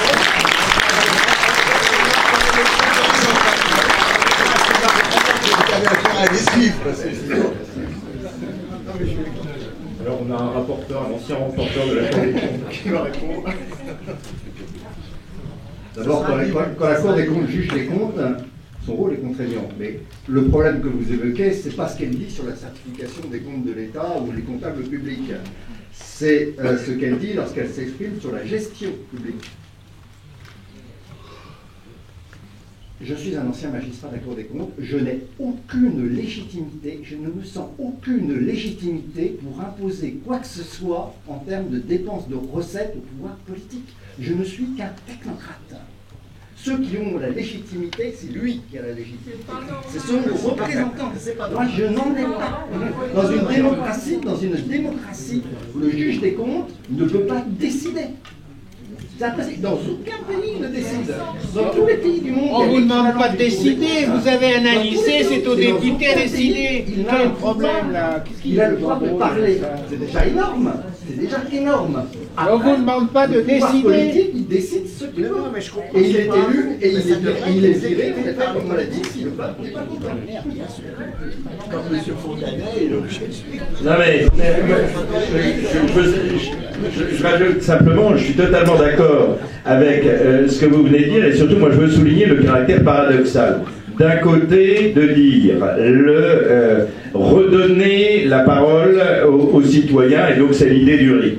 Et d'un côté, on donne le RIC, et de l'autre, on demanderait, avec tout le respect que j'ai pour un magistrat de la Cour des comptes, un magistrat, au corps des magistrats de la Cour des comptes, de dicter la politique publique en fonction des rapports. Les rapports, c'est une analyse. Ensuite, c'est au pouvoir politique, démocratiquement élu, de le mettre ou de ne pas le mettre en œuvre. Et s'il ne le met pas en œuvre, il y a la sanction. C'est le référendum révocatoire qui existe de facto dès maintenant, tous les 5 ans avec l'élection. Si on n'est pas content, on nous vire. J'ajoute un dernier point quand même, c'est que la Cour des comptes, dans sa fonction juridictionnelle, elle a bel et bien autorité, et je peux vous dire que quand on a des audits de la Cour des comptes dans les administrations, je vois certaines personnes pâlir, blêmir et regarder avec grande inquiétude les analyses, surtout quand ça amène à des correctifs imposés. Donc non, la Cour des comptes n'est pas impuissante. Ah, oui. Une dernière question. Et puis mais ces magistrats peuvent l'être. Alors, c'est pas forcément une question. J'écoute avec beaucoup d'intérêt tous vos témoignages. Je suis totalement d'accord avec monsieur le député. Je suis très surpris qu'on veuille absolument aller faire des référendums d'initiative populaire, alors qu'il y a quand même quasi 50% des gens qui ne viennent pas voter. À la présidentielle, on sait qu'il y a eu 40% de gens qui ne sont pas venus voter. Un an et demi après, tout le monde veut des référendums. Deuxième chose, c'est pas parce que la Cour des comptes n'a pas de pouvoir coercitif, c'est pas pour ça que les députés doivent éviter de les écouter et de prendre conscience. Ouais. La troisième chose, moi je ne suis pas aussi diplômé que vous tous, mais j'ai eu le bonheur de beaucoup voyager dans le monde.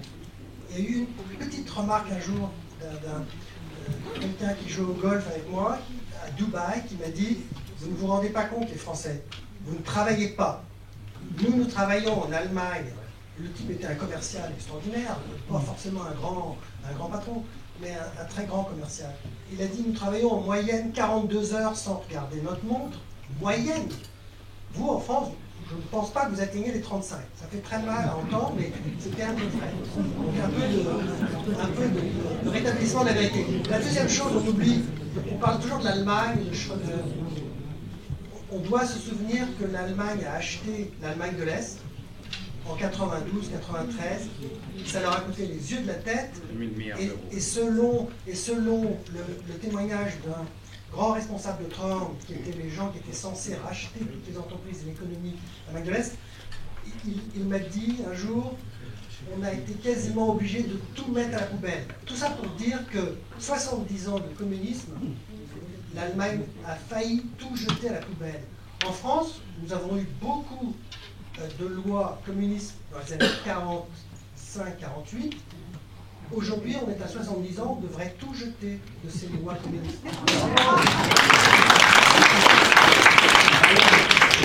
Eh bien, ce sera le mot de la fin. Je vous remercie. Bonne soirée et à bientôt.